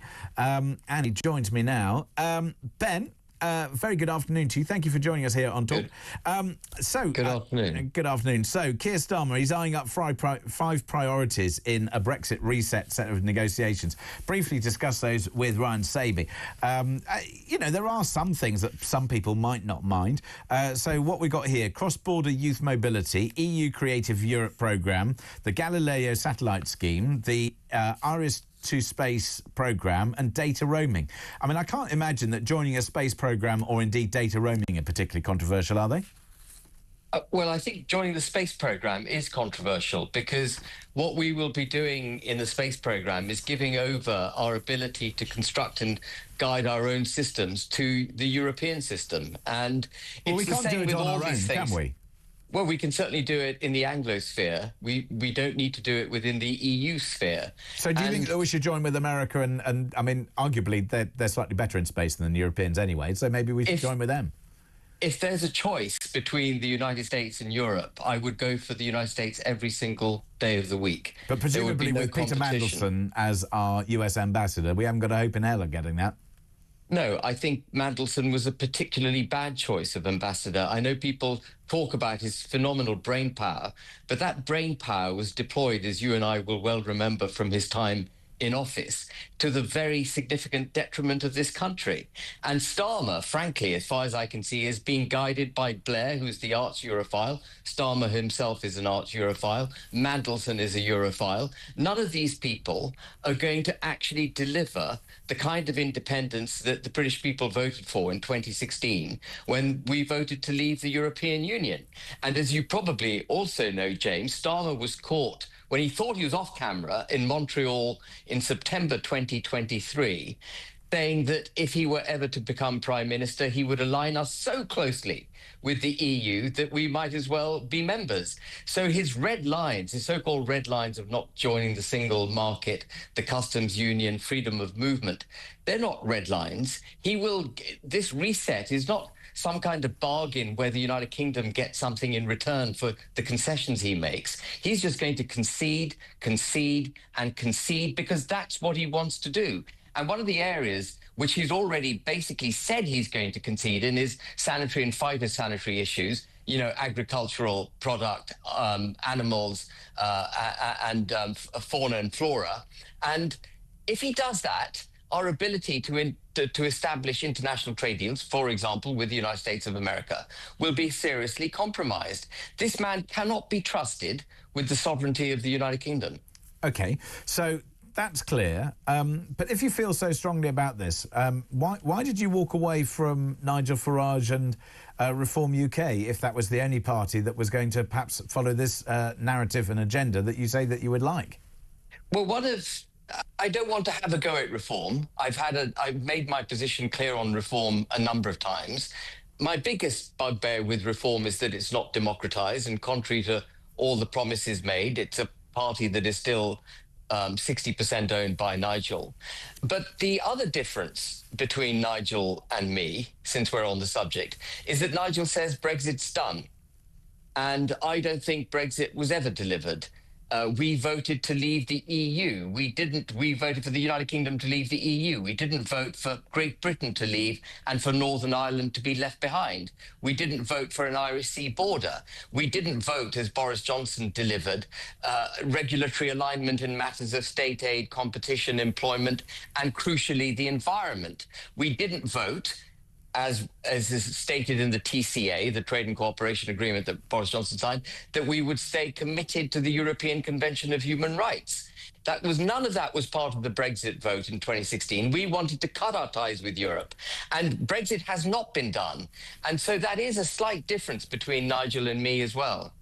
Well, quite an important one, actually. Quite an important one, fair enough. Let me just ask you, though, about the numbers which have been published this afternoon. More than 150,000 migrants have arrived in the UK after crossing the English Channel in small boats since 2018. 407 people crossed the Channel on 10 boats on Boxing Day, bringing the government's tally to 150,243. Yvette Cooper, the Home Secretary, says the government has a moral responsibility to tackle Channel crossings. They don't seem to be doing very much about it. What would you say that they should be doing about it? Because it clearly hasn't slowed down, and it didn't slow down under the Tories, and it isn't slowing down under Labour. No. What's happened in Western civilised world is a forgetfulness about what the purpose of borders is and how borders need to be enforced. And the enforcement of one's border is not a legal process. It's a physical process. It requires having dedicated individuals at the point of entry to the country in question, deterring people physically from seeking to enter the country illegally.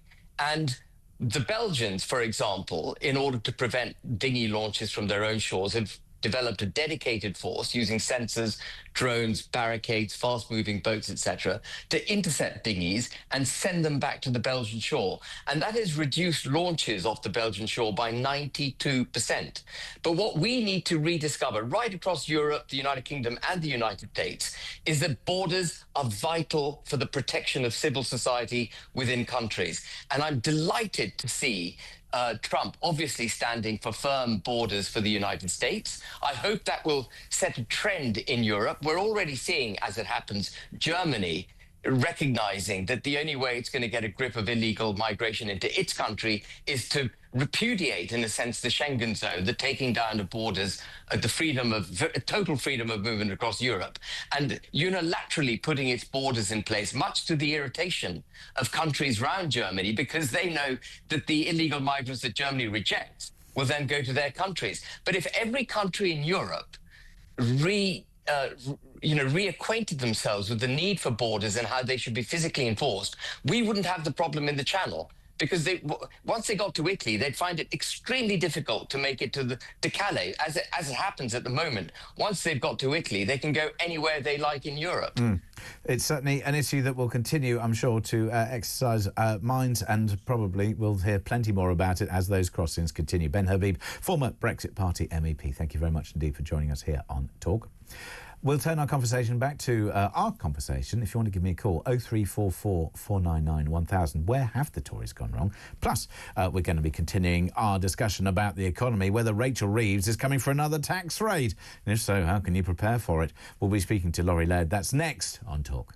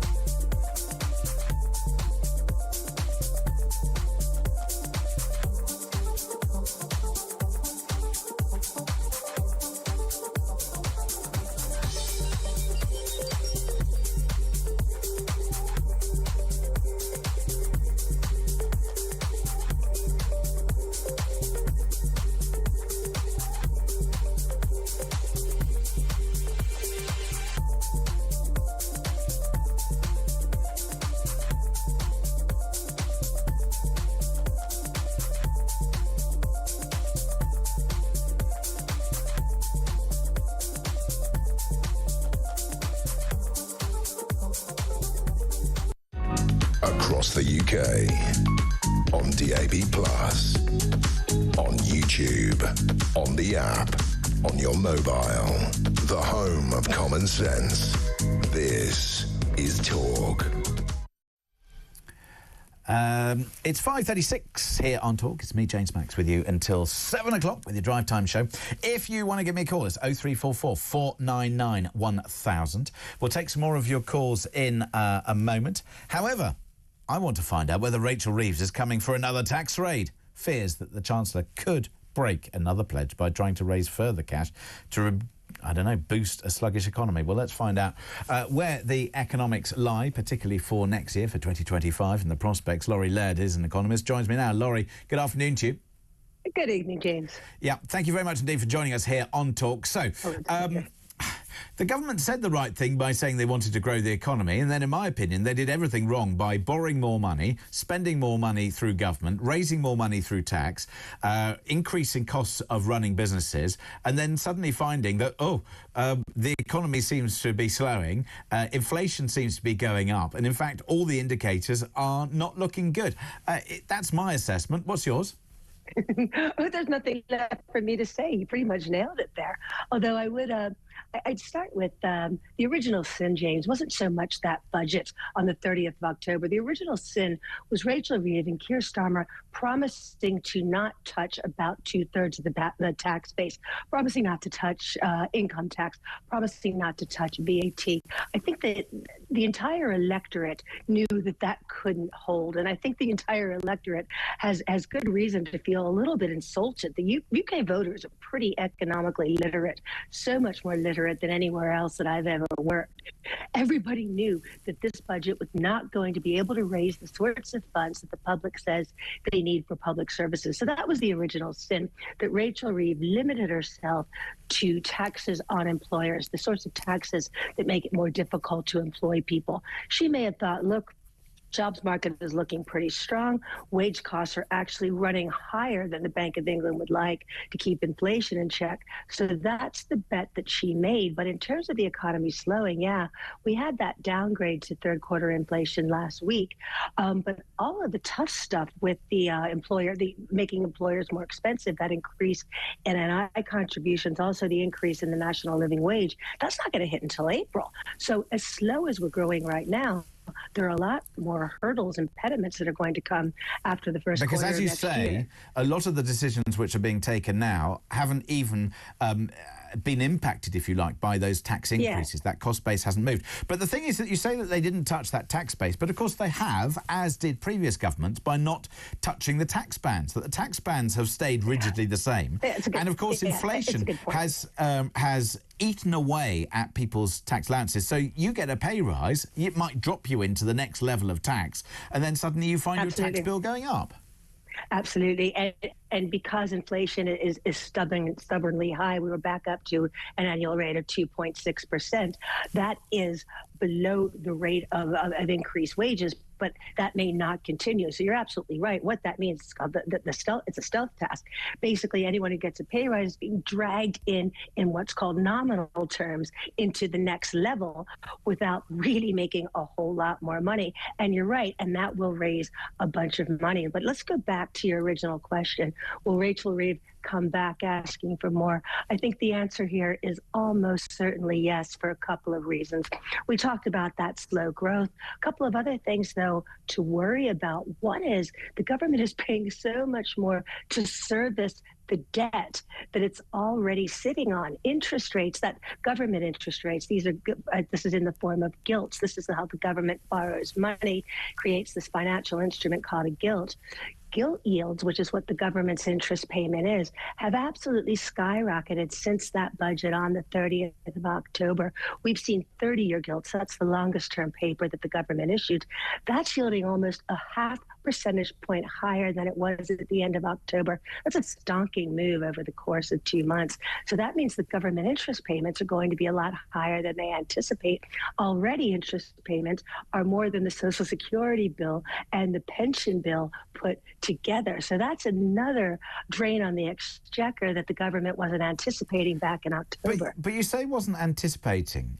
Now, I may not be an economist by training. I'd like to think that I'm economically literate.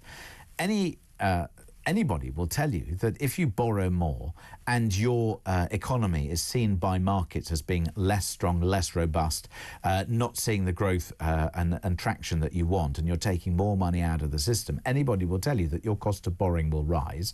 If your cost of borrowing rises, in the same way that if you have a mortgage, you just need to look at what those mortgage repayments are in order to balance your budget.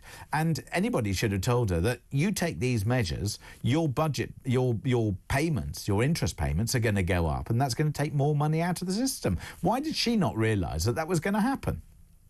I think she thought, and she had a little bit of a buffer in those days after the budget. I think what Rachel Reeve thought is this isn't what Liz Truss did, right? This isn't borrowing money to decrease taxes, because Liz Truss's theory was decrease taxes, people are going to work harder, that'll be more money that we get down the road. The markets didn't believe that. I think what Labour had hoped is that this is borrowing for investment. This is borrowing to put money into the economy that but everybody knows that investment is not government spending. Government spending, you know, if you're going to build, I don't know, or invest in business, but this notion that Great British Energy and all this other bunkum that they come up with, you just have to look at the proposals. None of it's investment, it's just spending. If I go out and spend, I can spend my way into and out of recession the other side if I want to, but everybody can tell you that that's not investing for the future. It's a nonsense. I'm the messenger, my friend, here, but I think the thinking was if we put more money into the NHS, people will be healthier, they'll go to work more. That was the thinking. If we put more money into education, we'll have a workforce that is skilled with the sorts of openings that exist in the economy. And to be honest, for the first couple of days after that budget, the markets bought it. And the markets are, we talk about the markets as this sort of faceless thing, but the markets are the way by which this government debt is priced. This is how these interest rates are set. For a couple of days, I was shell-shocked, actually, that the markets let her get away with it. Gilt yields actually went down a tiny bit until everybody looked at the fine print of the budget and said, wait a second, all of this, and let's look at this investment in the NHS, because that was the biggest single chunk of spending. All of that investment is front-loaded into the NHS. So it comes in years 1 and 2, years 3 and 4, it really tapers off. So two big questions. Can the NHS spend that kind of money productively and efficiently? Probably not. We have examples where that has not happened. The other thing is, will this yield any kind of improvement in health you see, that because people say they want to see? That's the other point. That's which a is long-term payoff. Exactly. You speak to anybody in the NHS and they'll say that there are so many things which are wrong with it, and just throwing money at the situation is not going to help solve the problems. That we have a system that was designed for 70 years ago. We have a system that was designed for people who had different health profiles, different requirements and needs. And didn't live as long. And didn't live as long, exactly. We didn't have this situation where you're keeping people on their last legs for 20 years. And if I can add to that, I'm really sorry you got me warmed up here.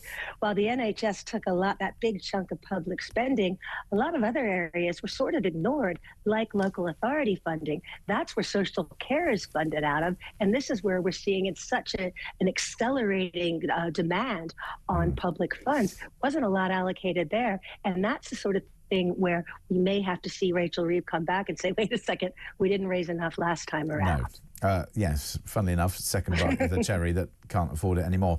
Meanwhile, the last question to you, Laurie. As we look towards 2025, I'm looking economically at one of the most disastrous economic positions. And I've been looking back into the history books, seeing if things are really as bad as they were in the 1970s. And I would suggest that they're probably going to be as bad, if not worse, very soon. Do you think that that's the case? Are we heading towards an economic spiral downwards? No, I don't. What I do see is this kind of stagnation. As I mentioned, the labor market is still pretty strong. We're seeing wage growth up over 5% on an annual rate. That's actually faster than the Bank of England would like to see. It's contributing to inflation. But I think longer term, here's what I would worry about. This is not over the next year, the next 2 years. I think business was very hopeful that they would see some economic fiscal stability from this new government after so many head-changing, policy changes under Conservative, right? We had one party, so many changes of policy. The hope was this team is presenting itself as competent and steady, yet for us to have this conversation about whether there'll be another fiscal fundraising, this is what scares business, is not having visibility on policy over the medium term. And that is what worries me the most. There we go. Laurie Laird, economist, thank you very much indeed for joining us. Looks like Rachel Reeves could be coming back with her begging bowl and her tax demands from you in next year. Well, you heard it here first. Meanwhile, we'll return to your calls. Where have the Tories gone wrong? The telephone number is 0344 499 1000. Gemma, you'll be next, and we'll take some more calls between now and 6 here on Talk.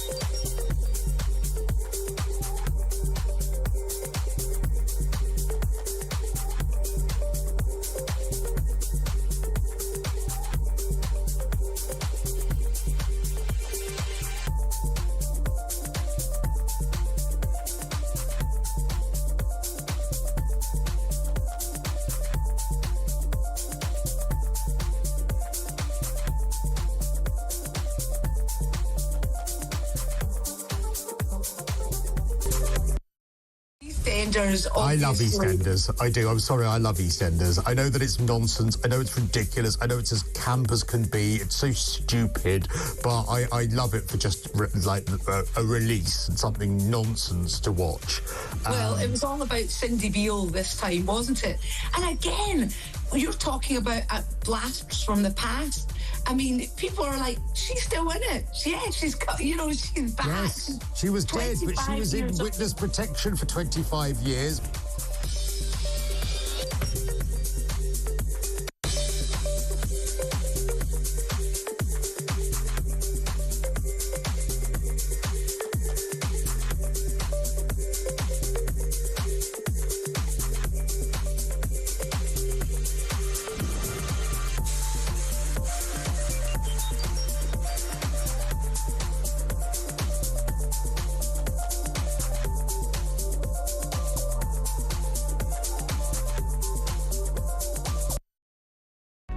Across the UK, on DAB+, on YouTube, on the app, on your mobile, the home of common sense.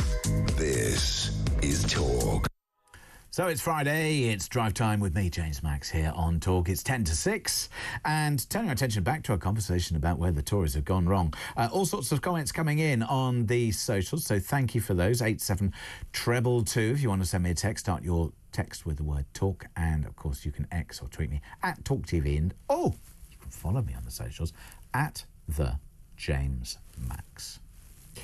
Oh, you want to call me? 0344 499 1000. Gemma, I'll come to you in a moment. However, Ben in Plymouth says, James, the problem is that the elite still think that we don't matter. They don't listen and they line each other's pockets at our expense. The populace has now woken up and want the adults back in charge. The left had their time. They basically ruined everything. Tim in Coventry says, you could have avoided all the fear and paranoia and propaganda if just one party, any party, had just done one thing, stopped the boats landing on the beaches. Meanwhile, Jane Coventry says, good afternoon, James. The Tories went wrong when they couldn't decide on a leader and when the people voted in record numbers for a leader that didn't fit and was a bit scruffy and round the edges. Like 90% they represented formed a lint party. They stabbed Boris in the back and went against the vote.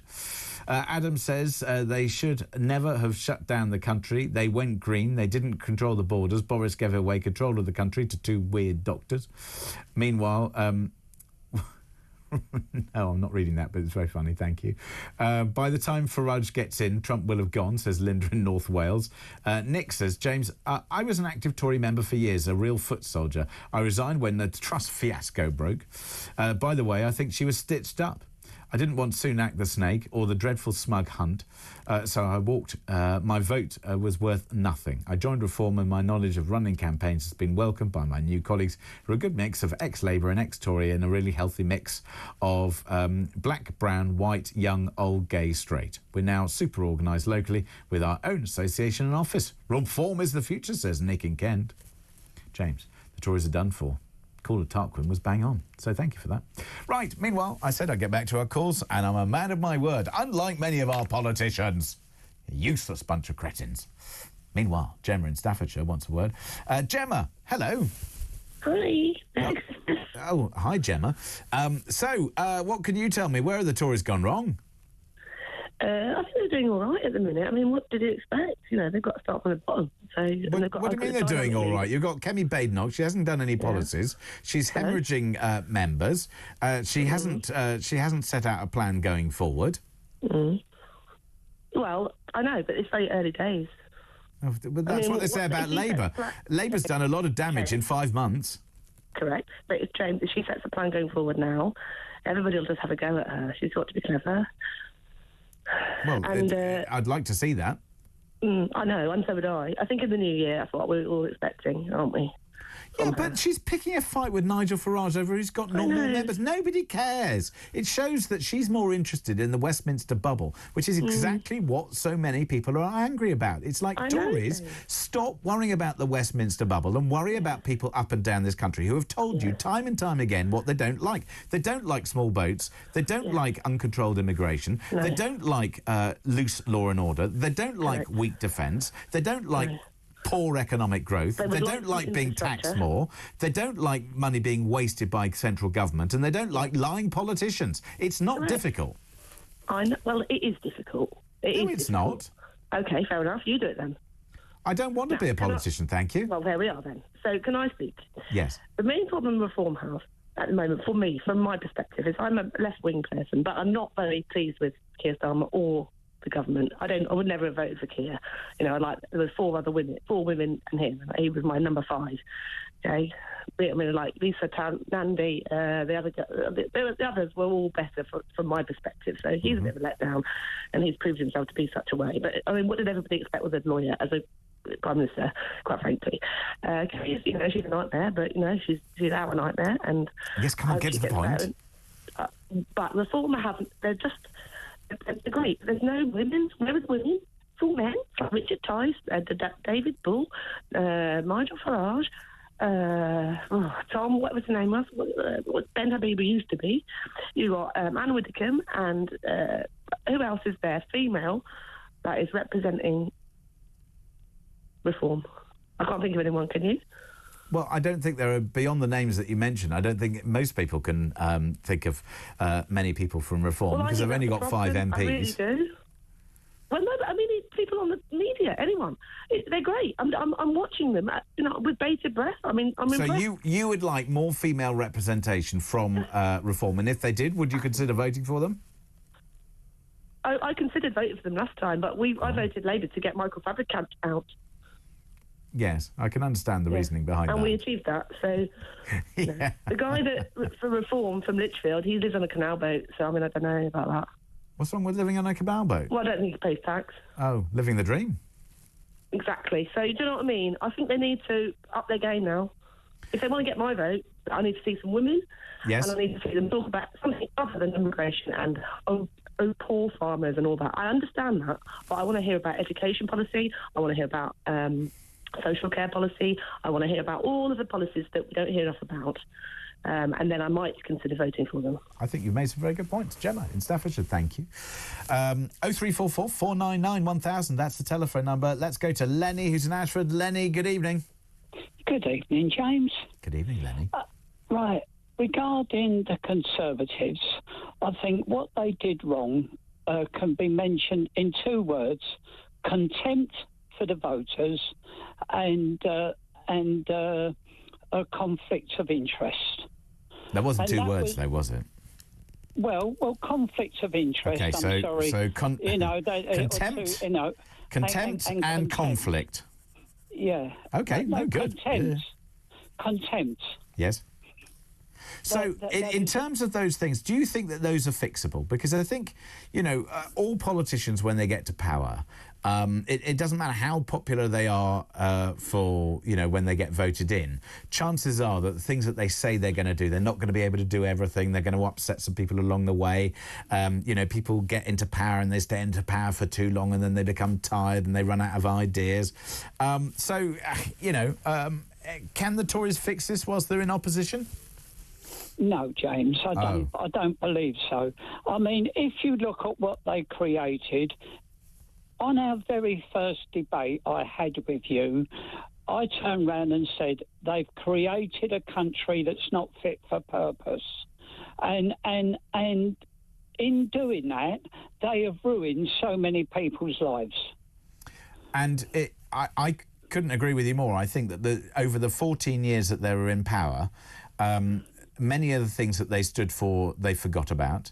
They made some tremendous strategic errors and they forgot what it was that they were supposed to do for the economy, for social change, because we've seen an enormous amount of change and it is a government's job to navigate that change, and the interruptions of technology, that they exacerbated the problems on our high streets and with our small businesses by not reflecting a tax system that then allowed international businesses that weren't paying any tax at all to come in and undermine it. I don't mind any business being put out of business by another business that's more efficient, producing a better product or whatever. But if you're doing it simply through the inadequacies of the tax system, I think that's a disgrace. Do you know, James, I totally agree with everything you've said there. Blimey.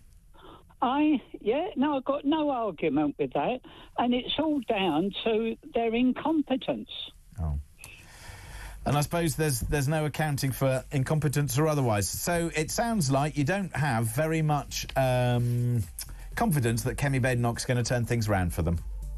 No, James. I mean, she's pathetic at question time.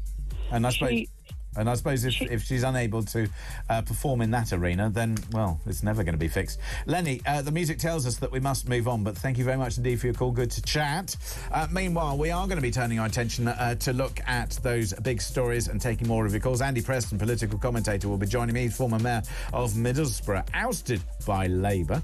So we'll be talking to him. Plus, we'll be taking more of your calls on where you think the Tories have gone wrong. 0344 499 1000 is the telephone number. And if that wasn't enough, we'll be perhaps answering some of the questions like, where did COVID come from? That's all coming up on Drive on Talk.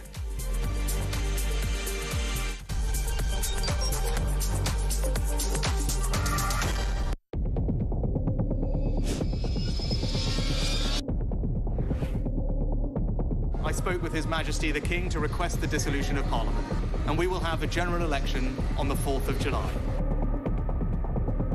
I have just returned from Buckingham Palace to form the next government of this great nation.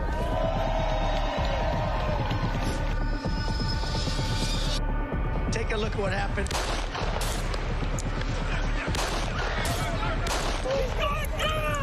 I immediately knew it was very serious, that we were under attack.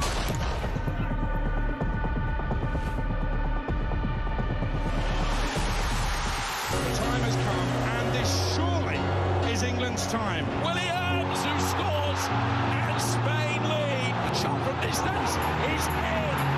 It is Cole Palmer. Low ball in or ball slides it in. An absolute killer of a goal. I agree with the protest, but I don't think the violence was anywhere near necessary. No, I mean, I don't think anyone, Nigel, would ever think that the violence was the answer at all.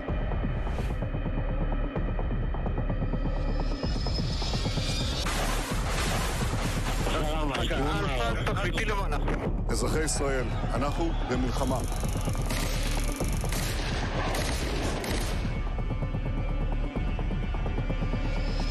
I probably took a bullet to the head because of the things that they say about me. If Donald Trump were president, Putin would be sitting in Kyiv right now. In Springfield, they're eating the dogs. The people that came in, they're eating the cats.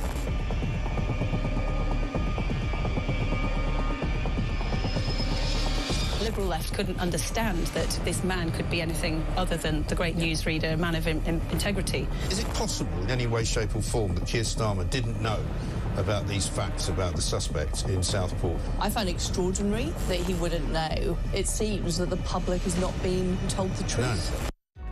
No. Across the UK, on DAB+, on YouTube, on the app, on your mobile, the home of common sense.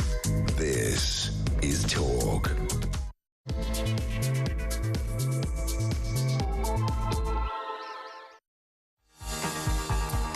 It's just gone 2 minutes past 6 o'clock. It's me, James Max. I'm with you until 7 o'clock with your drive time show here on Talk. Thank you very much indeed for joining us and indeed for joining the conversation where we'll continue where the Tories have gone wrong. You can always give me a call on 0344 499 1000 on that. Plus, in the next hour, I'm going to be joined by Andy Preston. He's a political commentator. We'll be talking through those big stories that we've been hearing about and talking about and finding out his take on it. Plus, we find out from Jeremy Feeney, the motoring expert, over the tax on the sick. Shock figures revealing how much money has been raked in by hospitals up and down the country from sick patients. Meanwhile, we'll be talking to John LeBoutillier, who's a former US congressman, about evidence about the origins of COVID. Plus, we continue to take your calls. As you know, I like to open the phone lines and make sure that you can have your say. This is, after all, the home of common sense, and I want to hear where you think the Tories have gone wrong, but also on those big debates and those conversations that we've been having. You can join that conversation with anything that you'd like to say. It's 0344 499 1000, and we'll be taking your calls throughout this hour. And of course, I didn't mention that you can send me a text if you like, 87222. Start your text with the word talk, and you can X me at talkTV or at the James Max. Be very happy to hear from you on that. Meanwhile, passengers at some of the country's busiest airports, they're facing travel disruption due to fog. Don't know if you've looked outside your window. I know it's dark, but those at London Heathrow, London Gatwick, Manchester, three busiest airports, they're amongst those affected. The fog really has come down. It was certainly dank earlier. Well, it's downright foggy now. So if you are driving, do take care. And we will, of course, be keeping you up to date with all of that and indeed everything else between now and 7 o'clock. So if you want to join that conversation, you can do so. Meanwhile, Andy Preston, political commentator, joins me now. Andy, very good evening to you.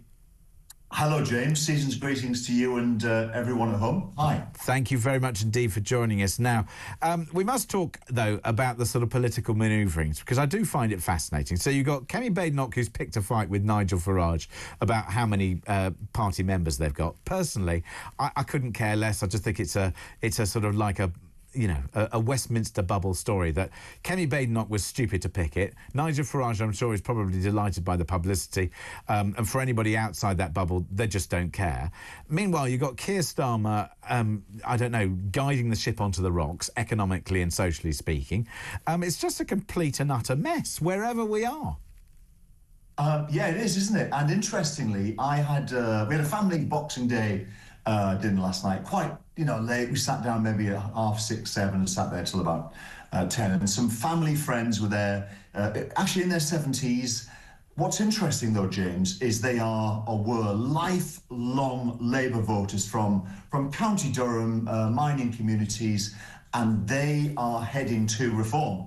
And that fits in with this membership boom that we're seeing, right? So it's real. It's not just a number. It's actually real people. And what's clear is that this isn't just about Tory defections. Labour must be and should be very, very worried. Is it wrong, then, to characterise Reform as a right-wing party? Because that's what they've done in the past. They've said, oh, they're just a bunch of right-wingers. Whereas, in fact, what we're talking about is the people who voted Red Wall, the people who voted and got Boris Johnson elected, who genuinely wanted change in respect of legal immigration, illegal immigration, migration. They wanted to have a better tax system, a fairer tax system that allowed people to have a normal, usual job, live in normal, usual housing up and down this country.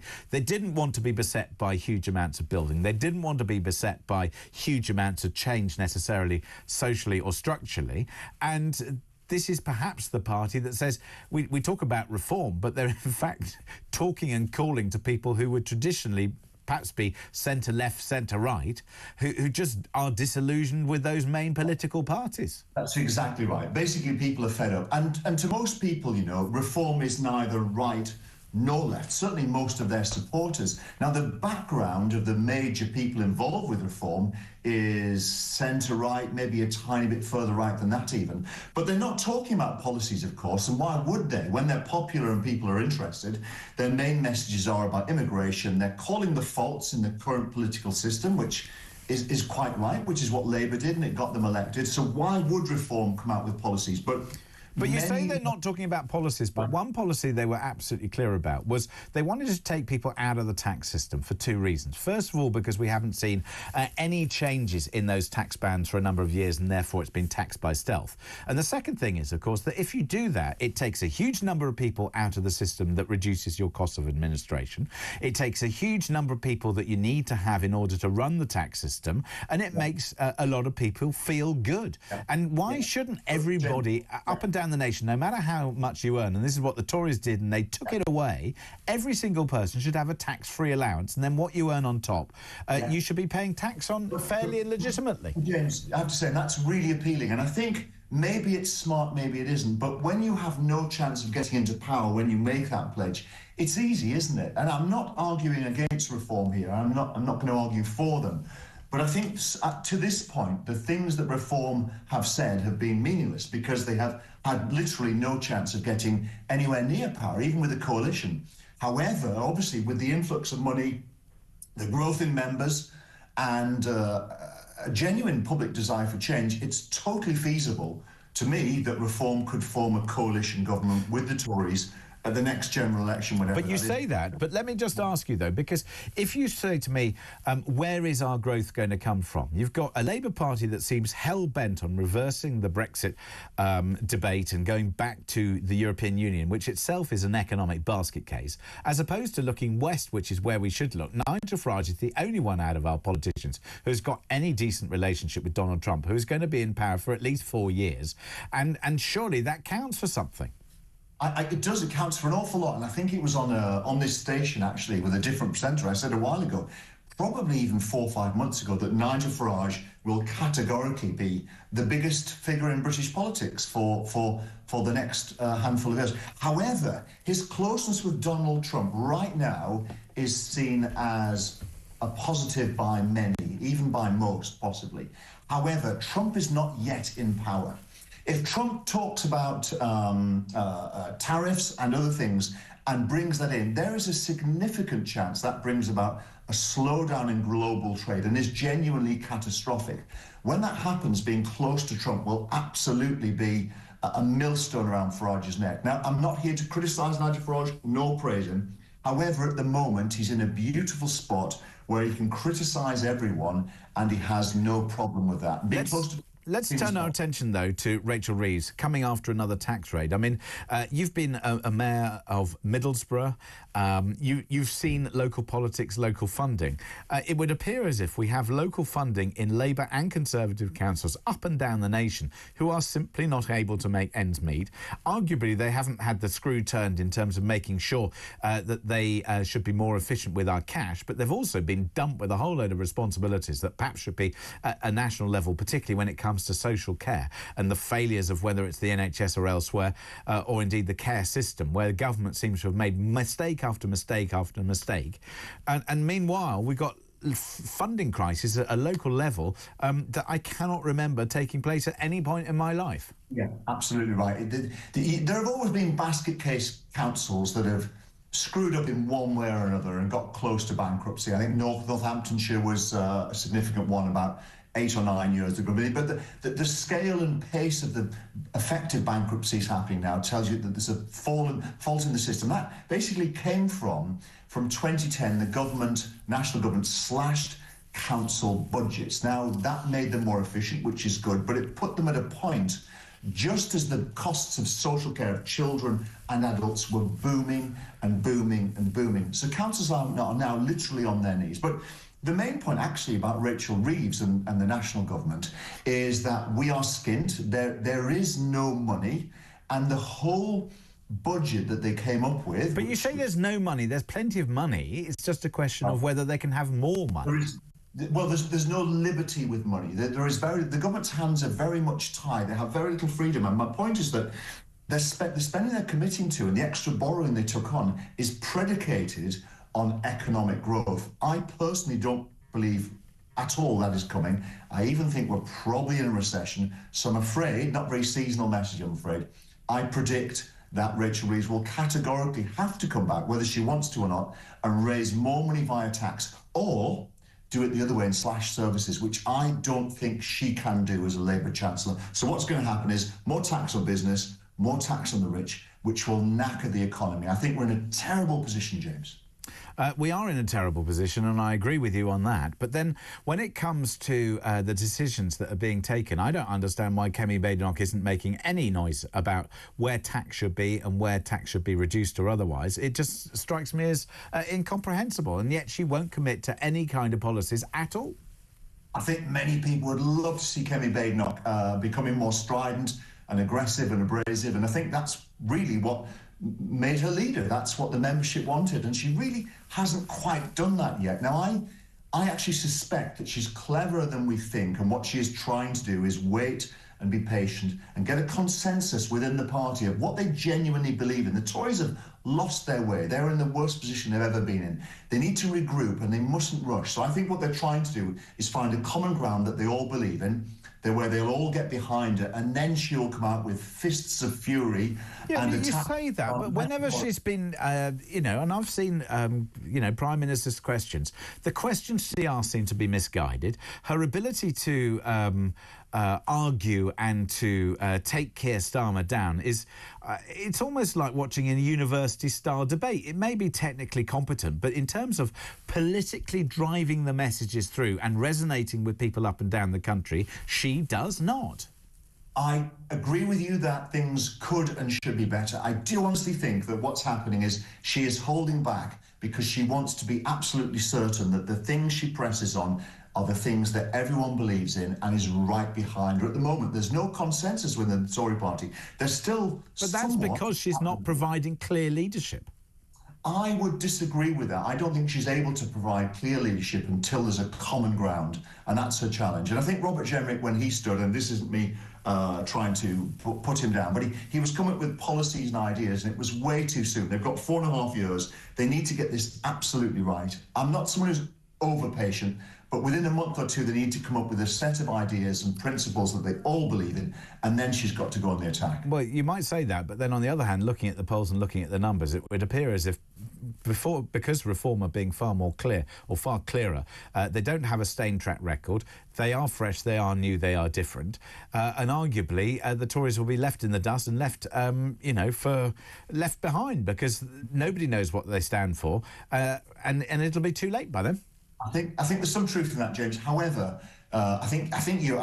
Forgive me if I'm being rude. I think you and I are old enough to remember the SDP when they split off from the Labour Party. And I'm definitely old enough for that. and the SDP was the new thing. It was just like Reform in lots of ways, and basically the public were behind them. In the opinion polls, the SDP were polling between 40 and 50%. Everybody was going to vote for them.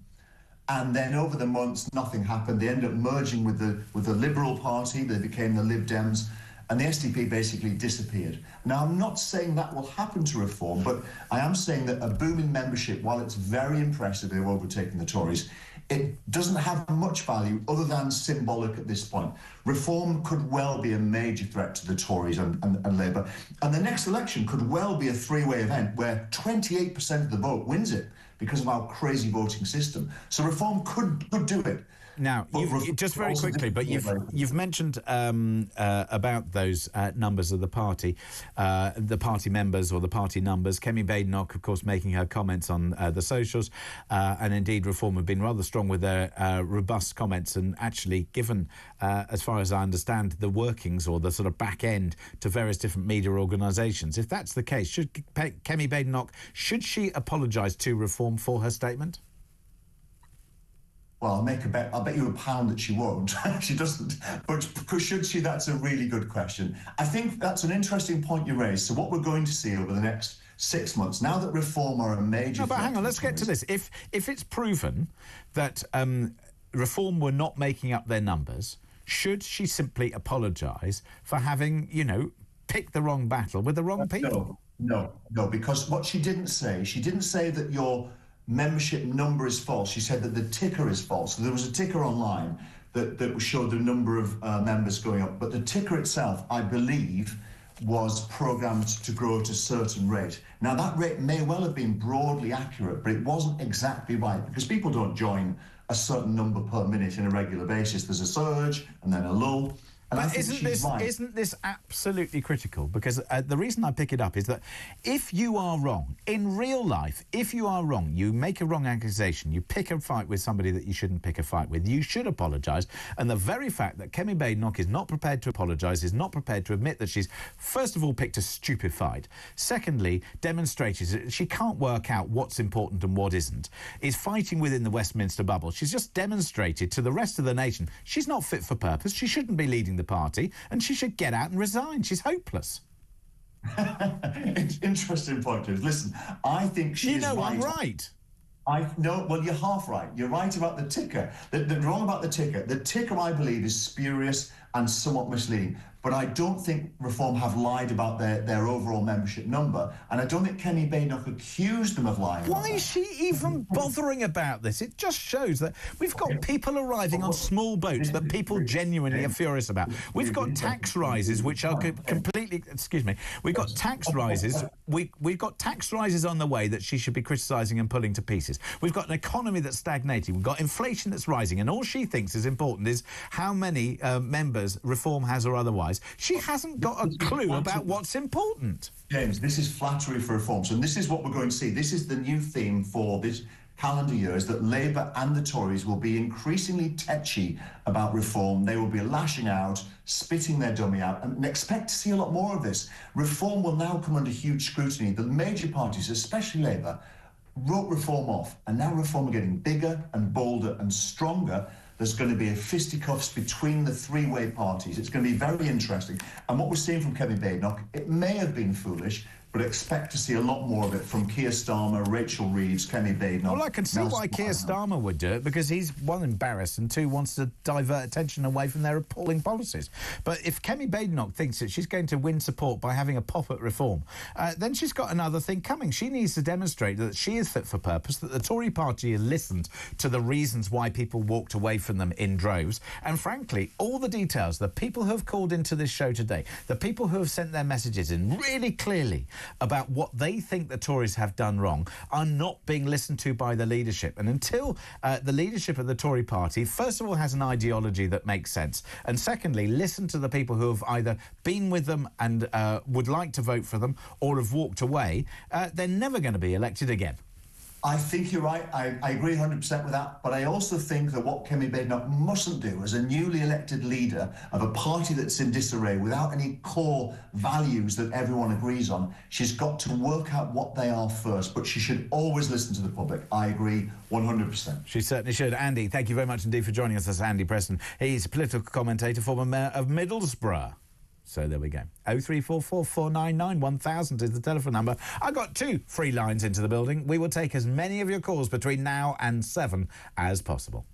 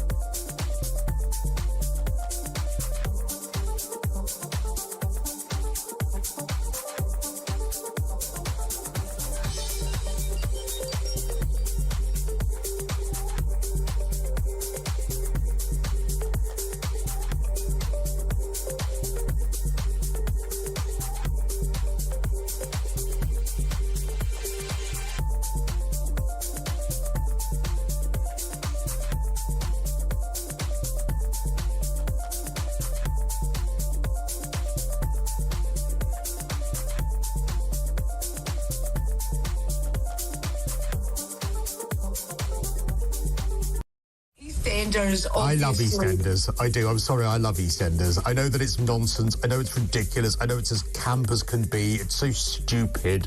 But I love it for just like a release and something nonsense to watch. Well, it was all about Cindy Beale this time, wasn't it? And again, you're talking about blasts from the past. I mean, people are like, she's still in it. Yeah, she's back. Yes, she was dead, but she was in witness protection for 25 years.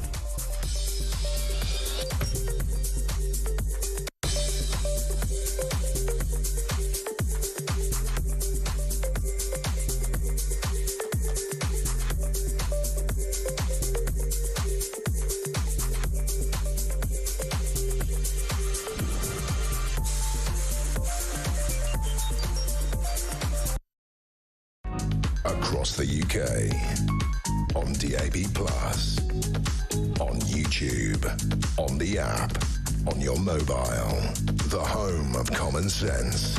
This is Talk. It's coming up to 24 minutes past 6 o'clock this Friday evening with me, James Max. I'm with you till 7. Where did the Tories go wrong? John is in Germany and he says they went left and not right. Green nonsense, immigration, infighting, lockdown and a Europe sellout. Peter says, where have the Tories gone wrong? Who would vote for a party? Oh, wow. OK, it's gone in a racist direction. Don't think we'll go there. Jimmy Cranbrook says, James, good to see Talk have brought the big dogs out over Christmas. Sorry, where's the big dog? All right.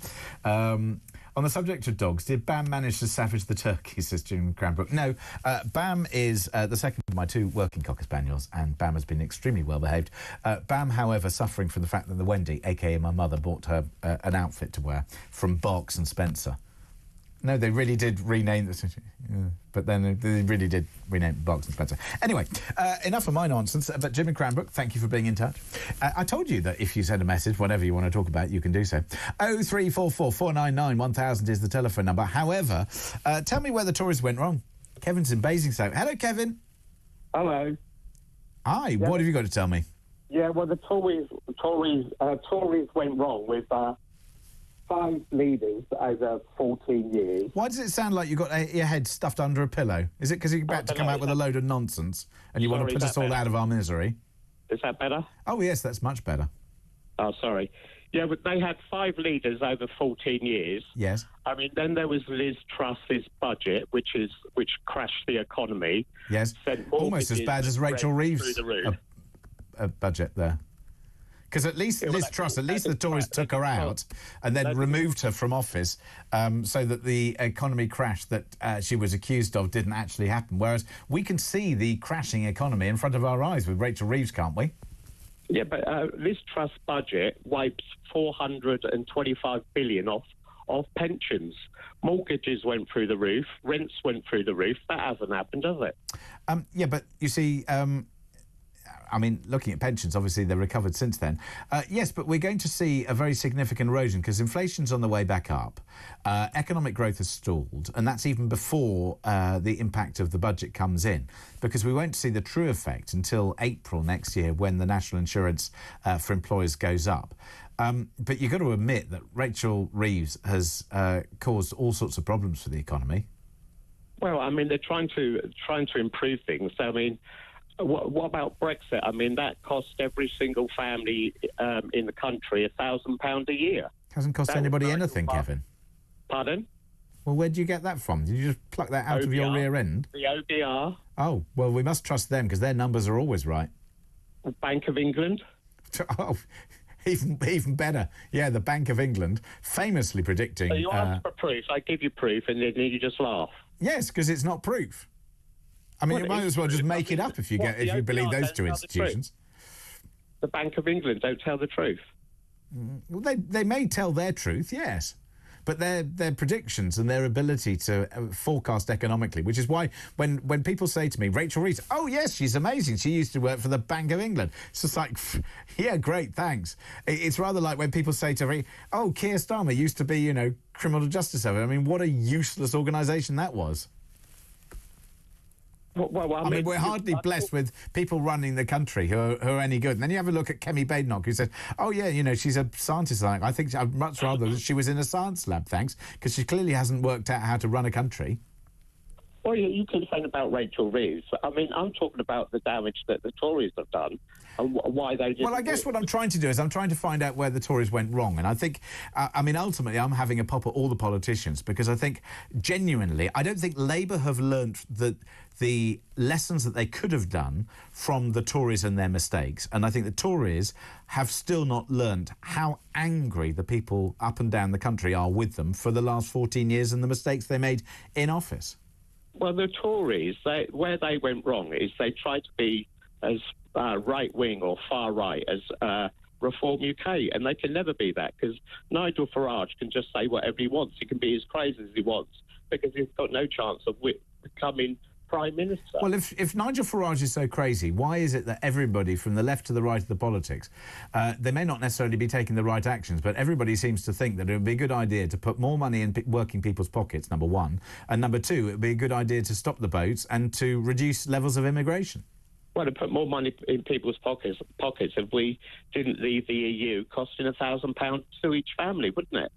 Well, first of all, you have to look at the reasons why people left the EU. And secondly, if you have a look at what's happened to the European Union and you have a look at how poorly the economies are performing across Europe from west to east, I'm afraid if you want to be part of that basket case, good luck to you. Well, I mean, us leaving damaged them as well as damaged us, but it damaged us more because there's only one of us. And if they've got problems, that argument could have been fabricated by somebody who doesn't know what they're talking about. But, Kevin, let's just come back, though, to the Tories. Why do you think they haven't learnt from what the electorate has told them? Well, because they just keep telling lies. They keep trying to, like I said, compete with Nigel Farage. And just instead of coming out with the truth and saying, look, we can't keep blaming everything on immigrants and asylum seekers. No, but you don't need to. But on the other hand, they are responsible for 8 million extra people living in this country. And if you think that you can have 8 million people living in this country over and above the numbers that were predicted or targeted, then inevitably you're going to have housing problems, health service provision problems, and you're going to have infrastructure problems. Why can you have health problems just because you get people coming here to study or work on work? Because they all require health care, Kevin. Yeah, but they have to pay insurance for the health care. They don't get it free. Yes, but people do use it for free, and that's the problem. Well, no, they don't use it for free. They have health cover. Well, some do, but most don't. For free if they had health cover. No, but some do, but most don't. And so when people come and live in this country legitimately, then they require health services, and we didn't get health cover on the NHS. They have to take out private insurance. Initially, yes, but then once they settle here, and we've got 8 million extra people who are settled here and are British citizens, all the rest of it. So as soon as you do that, I'm not talking about the people who come for 2 weeks, Kevin, or to come and study. I'm talking about the people who come and live here. And so if you got your head in the sand and you don't realise what has happened to the numbers, then you don't understand the provision. But there we go. Kevin, thank you for your call. It's always down to Brexit as far as he's concerned. 0344 499 1000 is the telephone number to get involved in that conversation. Meanwhile, there is fury. Hospitals. They've raked in £1.15 billion in car park fees from patients, visitors and staff in the past 6 years. In what's been branded a tax on the sick, NHS trusts have made the average of £665,000 in parking charges every day of the year. Should they be allowed to charge for this? I don't know. Let's find out what Jeremy Feeney, who's a motoring expert, thinks about this. Jeremy, good evening to you. Good evening. Thank you. I think that we've got ourselves in an absolute mess over this business of charging for car parking in hospitals. If you work for a commercial organisation and you drive to work, you would normally have, in many cases, most cases, a big organisation such as the NHS. If you compare it to a private corporation, car parking for your staff, which you would not pay for. However, in our NHS, the doctors and nurses who work during the day have to pay for car parking. So now we've got I suppose, look, there are plenty of places which used to provide car parking and then it was a taxable benefit. And I agree with you that there's a mess. I mean, presumably we need to have a system where people can apply for, and either it's people who work there or indeed it's people who have to visit there. They should be able to apply for free parking and then everybody else should pay. If you have a free car park, then I'm afraid everybody's going to use it. They're going to use it for parking and shopping and storing their cars and all sorts of things. So it has to be regulated in some shape or form, doesn't it? Well, it does. But of course, you see, yet again, the NHS, as in many things, fails to take on board the technology that's available now so that you can have a means whereby your own members of staff get automated entry that they don't have to pay to park. And everybody else pays. Should every member of staff, though, in your view, should every member of staff be able to park, or do you think it should be certain permissions and certain individuals who should be allowed to? Yes, this is because we get in a big mess. As I understand it, that overnight, if you work at night, you don't pay to park. If you work during the day, you do pay to park. Then, of course, it becomes very emotive because we've got consultants, haven't we, who are on six-figure salaries, and at the other end of the scale, we've got student nurses who are going to food banks. I mean, I'm assuming that what you should be able to prove is that there isn't public transport to be able to get you there, because lots of people would choose to drive to work if they could. But if there's a bus or a tube or a train or something that can take you to work, then frankly, you should probably do so, because everybody else has to. Well, yes, I can accept that, and there is, the motor industry is very much moving towards environmentally friendly products. It is essential to try and persuade people to use public transport wherever possible. But if you're somebody who has limited mobility, shall we say, that not to the extreme case that you qualify for a blue badge where you would get free parking, but if you're simply somebody who is old or infirm and they need to get to hospital, they're going to struggle with public transport. And if they're on a low income, they're going to pay quite a lot of money to park. Well, I think it's going to be interesting to see whether this row continues, because it probably will do. It's one of those things that I think people get very emotive about, and the question, I think, comes down to who should be able to get access. Should you be able to get access if you simply cannot use the public transport system?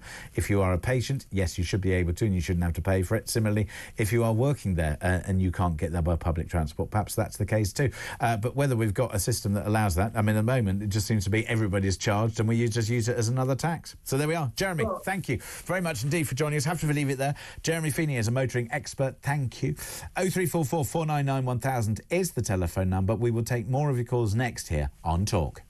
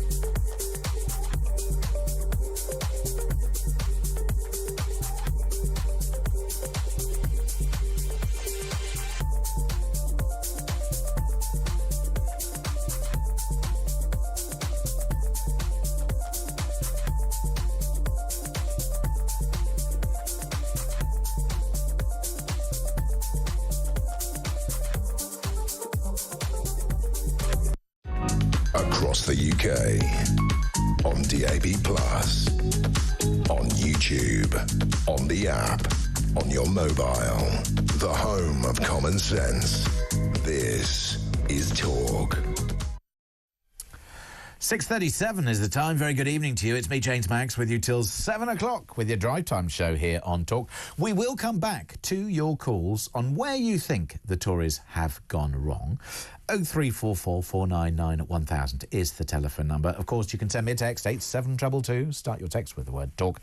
And you can X me, I know, at talkTV or at the James Maggs. Where have the Tories gone wrong? And indeed, if you want to pick up on any of the other things that we've been chatting about, I will do so. Plus, a lot of texts and comments have been coming in on the old social, so I'll try and pick those up too. However, I want to talk about the FBI. They found some evidence suggesting that COVID-19 was caused by a lab leak. Really? Well, I need to find out more. Former US Congressman John Laboutier joins me now. John, very good evening to you. Thank you, James. Nice to talk to you. I'm sorry, I'm a little nasally. I got a cold, but guess what? It's not COVID. Okay, well, it may not well be, although there is a lot of COVID around. I think it's still hanging around like that relative after Christmas that you find under the sofa that hasn't left, you know, a couple of days later. They're still there. Meanwhile, I find it extraordinary. I mean, there were these discussions even at the time, and people said, "Oh, you know, it's like sort of, I don't know, bat meat coming out of some experiment lab in Wuhan." And everybody said, "No, it can't possibly be."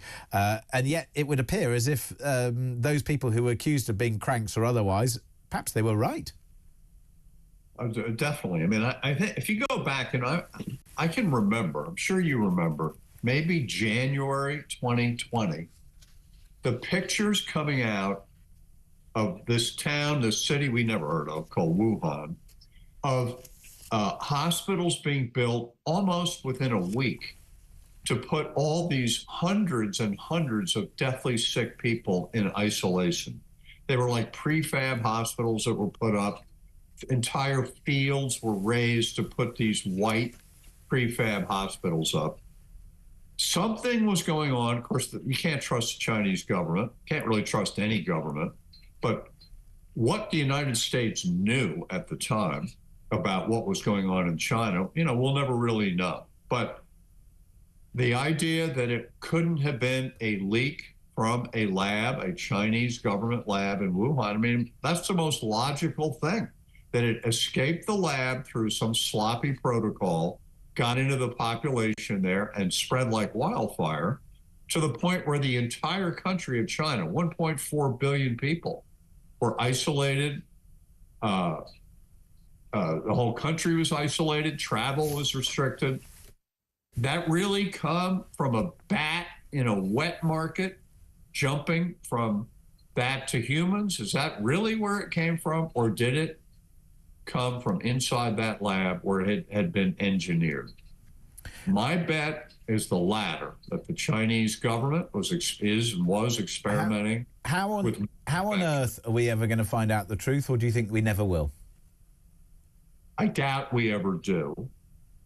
The only way we might would be in the unbelievably wonderful circumstance that the Chinese Communist government falls and then the truth comes out. But I wouldn't hold my breath for that. And in terms of the hangover from all of this, I mean, we still have COVID knocking around. It's certainly perhaps even a threat to older people. To younger people, I think we've sort of worked out that it's a strain that has now perhaps worked its way through the system a bit. It can be unpleasant if you get it and quite irritating if you lose your sense of smell and taste and all that stuff.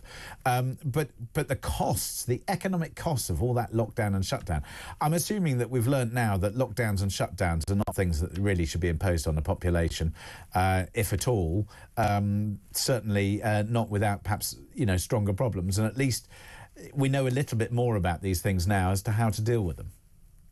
I think you're right about all of that. However, at the time, I can't really fault governments for what they did. They were operating, I think, with very little knowledge about what it was, how quickly it was spreading. Remember the cruise ships? It was on cruise ships. Well, it was, but what I didn't understand is how they seemed to want to shut the population down and stop people moving around, but they didn't have a problem with flights landing. Yeah. They really were, but it's government. I'm just saying to myself, when is government ever efficient at a problem that is brand new and thrown at them that they're not ready for? And never. Never. And government is the least efficient thing that ever existed. And here came an emergency, and it was happening fast. And I think here we are, we're 4.5 years, almost 5 years after this Wuhan lab leak story. We still don't know. We still don't know. Just finally to you, do you think with Donald Trump becoming president once again of the United States of America, do you think we'll get any closer to the truth? Will he want to reveal the true source? I don't think he knows the true source. If he knew it, he would have revealed it. I don't think either president that dealt with it, Trump first and then Biden, they only know what their underlings bring to them. And in reading all the stories today about this, it's clear that in our government, the FBI, the CIA, the Defense Intelligence Agency, all are separate entities in our system. Every one of them had a different opinion, maybe based on the same facts. So how are you ever going to know for sure? Well, I'm sure it's the story that will run and run, but it keeps people like you and me very... James, one other thing that in going back over it, and you forget all the stuff that happened, the idea that the scientist in China that blew the whistle on this thing amazingly fell off the roof of the Wuhan lab, that things like that don't happen. That guy didn't just jump up there and jump off. He was thrown off, undoubtedly by the Chinese government. So well, they're not here to defend themselves, and I don't know the truth any more perhaps than you do. But there we go. It keeps people like you and me very busy discussing these stories. John Laboutier, former US congressman, thank you very much indeed for joining us and speculating on, yes, the sources of COVID and indeed the laboratory discussions. Of course, those views are of, John's himself. There we go. 0344 499 1000 is the telephone number. We turn back to your calls between now and 7 o'clock here on Talk.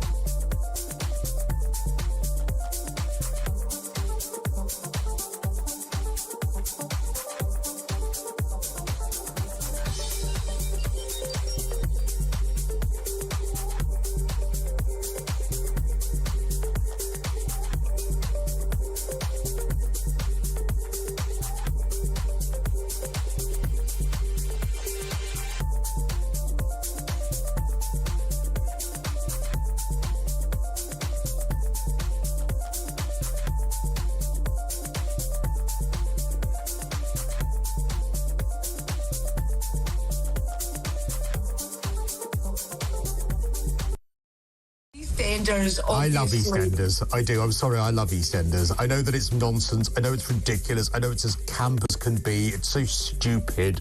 But I love it for just a release and something nonsense to watch.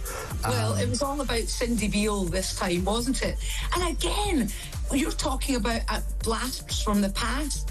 I mean, people are like, she's still in it. She's back.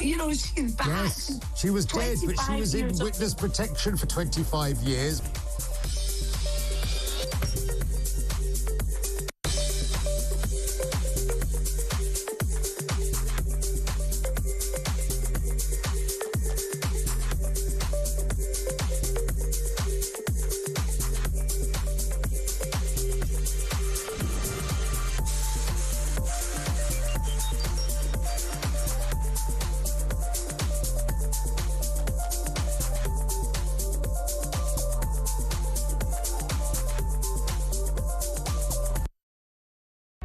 Across the UK, on DAB+, on YouTube, on the app, on your mobile, the home of common sense.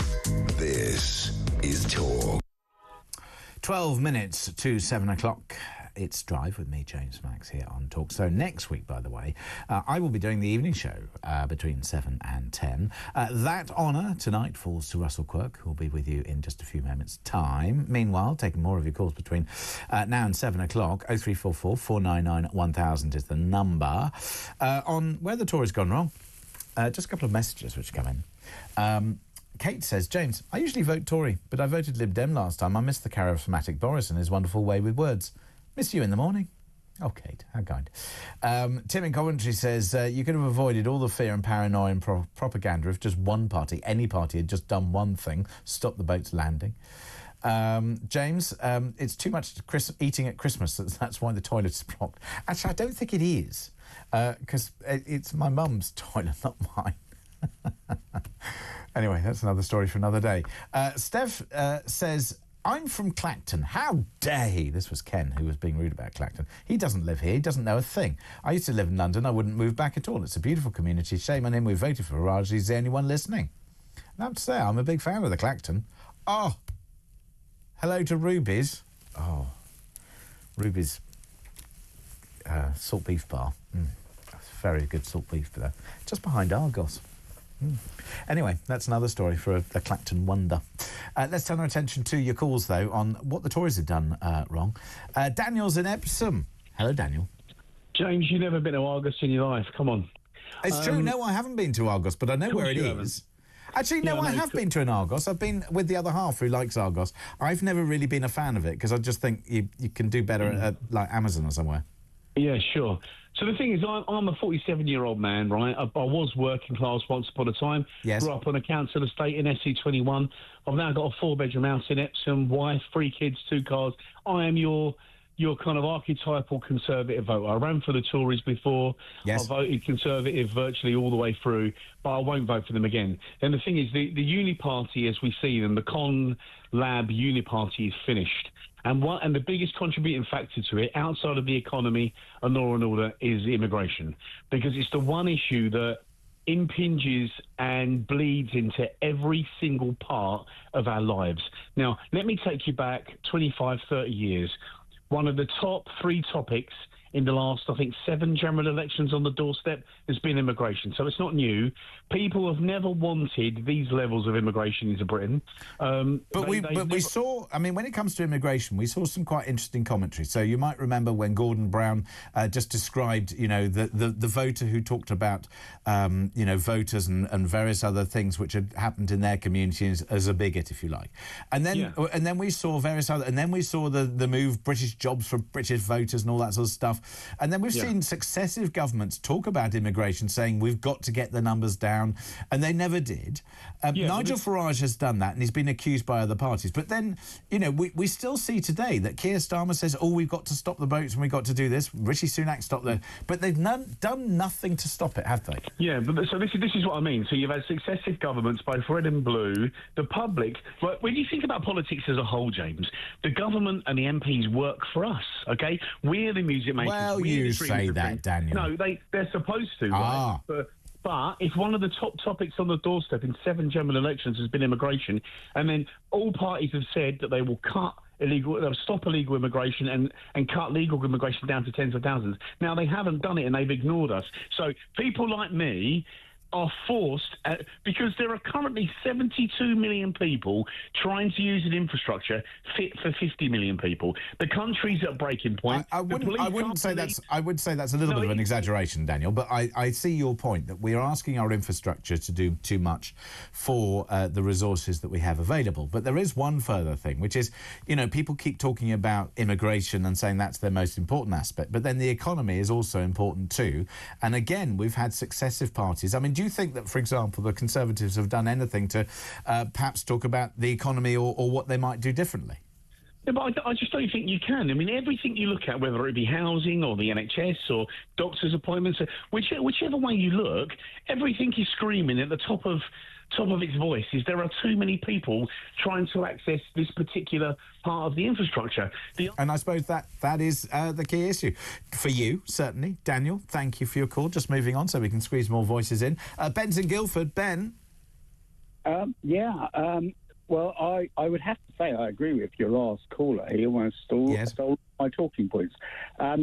One, you're never likely to find anything good behind an Argos. That's been my life experience. Well, you see, people say to me, "Oh, James, you've never done this and you've never done that." Now, if I spot, as I did, a great provider of salt beef, then you can find something good behind an Argos, and that's where it is. And all I can say is that I've been and. Lots of people say, "Oh, James, you don't know what an Aldi is like or a Lidl." I've been to both. I love them both. People say, "Oh, you haven't done this, you haven't done that." It's important, Ben. If I'm going to do a job like this and talk to you about what's going on in real life, you've got to go and do real life things, which means go shopping, dig out places, find your local businesses that are, providing fantastic produce or otherwise. Go to the farm shop, support them. I mean, go to the local pub. All of these things. Absolutely, no, and my comment was mainly in jest because I've never found anything directly behind an Argos worthy of my attention.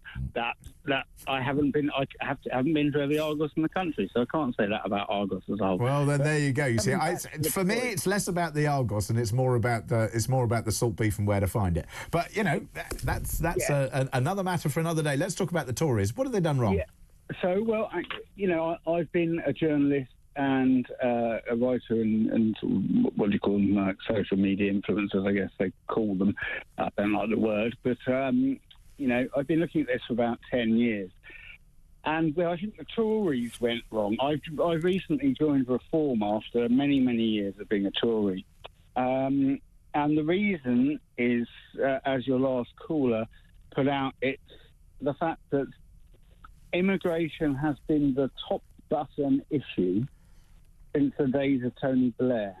And do you think that that's why, for example, when we talked about it before and we said, well, what's Nigel Farage going to be targeting? Arguably, he's targeted a lot of Tories, but he's also targeting a lot of Labour red wall voters who don't like the idea of Europe or sidling up to the European Union. They don't like the idea of continuing with the European Court for Human Rights and indeed allowing immigration to run unchecked. Yeah, absolutely. And I think the problem with the Tories is they try to straddle the middle. That would be where I think they went wrong. And maybe that's the issue. Ben, thank you for that. Just cutting you briefly so I can get one last caller in. John is in Petershead in the Scottish Highlands. John, good evening to you.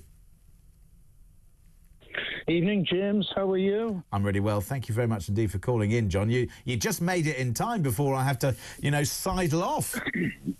Before I got thrown out.